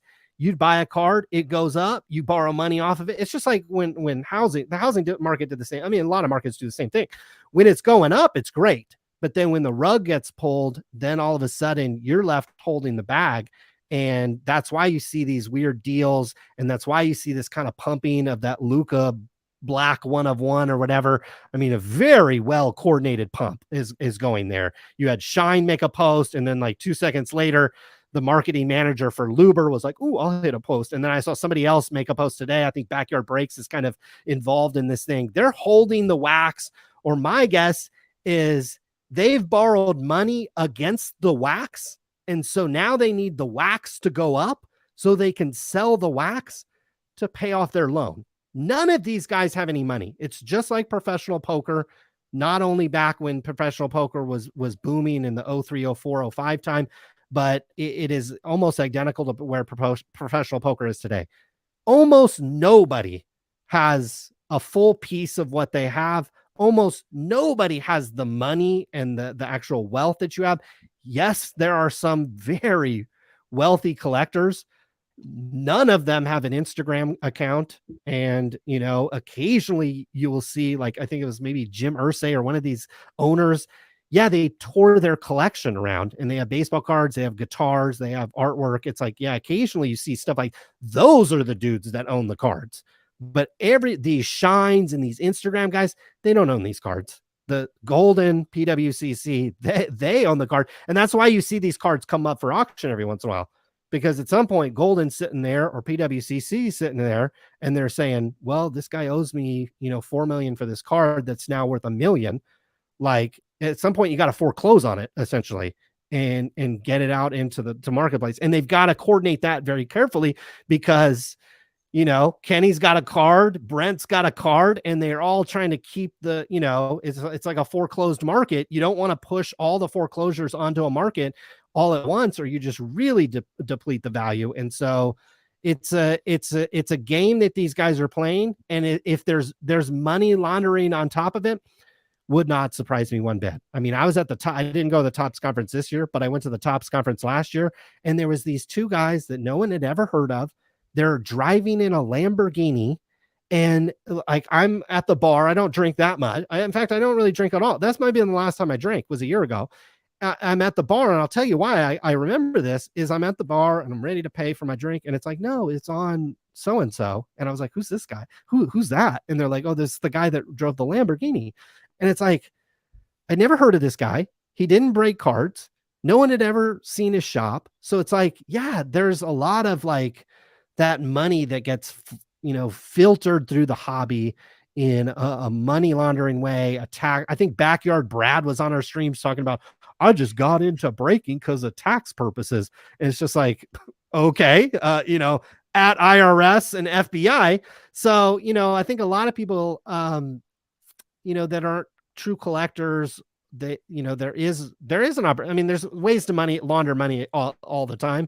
And certainly in trading cards where there's a certain amount of cash deals, and certainly through these auction houses where there's a little bit of, you know, anonymity. Yeah, there's the opportunity to launder money. Do I have evidence of it? No, but you know, like it shocked me if these guys were, you know, laundering money just based on what I know about the cards and how they don't actually own them. These guys that quote buy them, they don't own them. And then when you see like a Josh Luber put up a bounty, even I think when you see like a Blowout Sports Cards put up a bounty, there's alternative motives to that. And it's to pump up, you know, Blowout putting a bounty on a Top Series 1 thing is because he's sitting on a bunch of Top Series 1 and he knows that it's going to be 50% off in 6 months. No one's going to care about Top Series 1 in 6 months. So he needs to unload it now at full price. And if he does, it's great. And if he has to pay $250 out of his pocket for some set, no big deal. That's probably what his profit was going to be. So he'd rather break even now than sit on this product and lose $500,000 6 months from now. Sounds good. All righty. Thanks for coming on, Colin. And for some newbies here, where can people find you? Oh man, Sports Card Radio on Twitter, Sports Card Radio Instagram, Sports Card Radio YouTube. I think the handle is like Sports Card Show or something. But yeah, sportscardshow@gmail.com. You can email us. We get a lot of emails, and so we don't have a staff of 20 people. I did not get not one but 2 PPP loans. I did not have, you know, that luxury in my life. So you know, the speed in which I will get back to people has slowed down over the years, but people can find us And whether or not you love or hate our content, we actually appreciate both. I might even appreciate the haters more, because we've seen what it has done to our program over the years. Actually, having people hate on you is the greatest. It's like a train wreck. It's like, if you're like, hey, that car, you never look over and say, that car's driving really well. No, it's like, that guy's swerving over here. What the hell is going on over there? And that's what kind of a troll brings to you. And that's why we kind of like screenshot it. And they're like, oh God, what did these idiots say? Like, oh my God, did they say something racist? Did they say something about women? Did they say something about Luca? Did they say something about Brian Gray? And so we've used that to our advantage over the years, and the trolls feed right into it every single time. And the more we have, the better our content tends to get, I think. It's not for everybody. It's not for everybody. It's not for Jeff Wilson or his kid. It's not for people that get PPP loans, but for the die-hard guys that want to get on the mat and in the mud, Sports Card Radio is one of the few outlets left in the hobby, 15 years strong, and God willing, I don't know if I'll be here 15 years from now, but doing content. I'm hopefully going to be here 15 years from now, but doing content, we'll see. So we'll see. Maybe Brian Gray will make me CEO of Leaf, and we'll do that for a while. And then you'll be vice president. We'll just put you in charge. You'll be the CFO. We'll put you in. We'll need some finance expertise in there. There you go. All right, he's thanks, making Colin. All that money. That's what he said. All right. Yeah. All right, my man. Sure. I'll see you. Thanks for having me on. Yep, for sure. Au revoir to the chat. Thanks for tuning in. Yep. See you again soon. See you.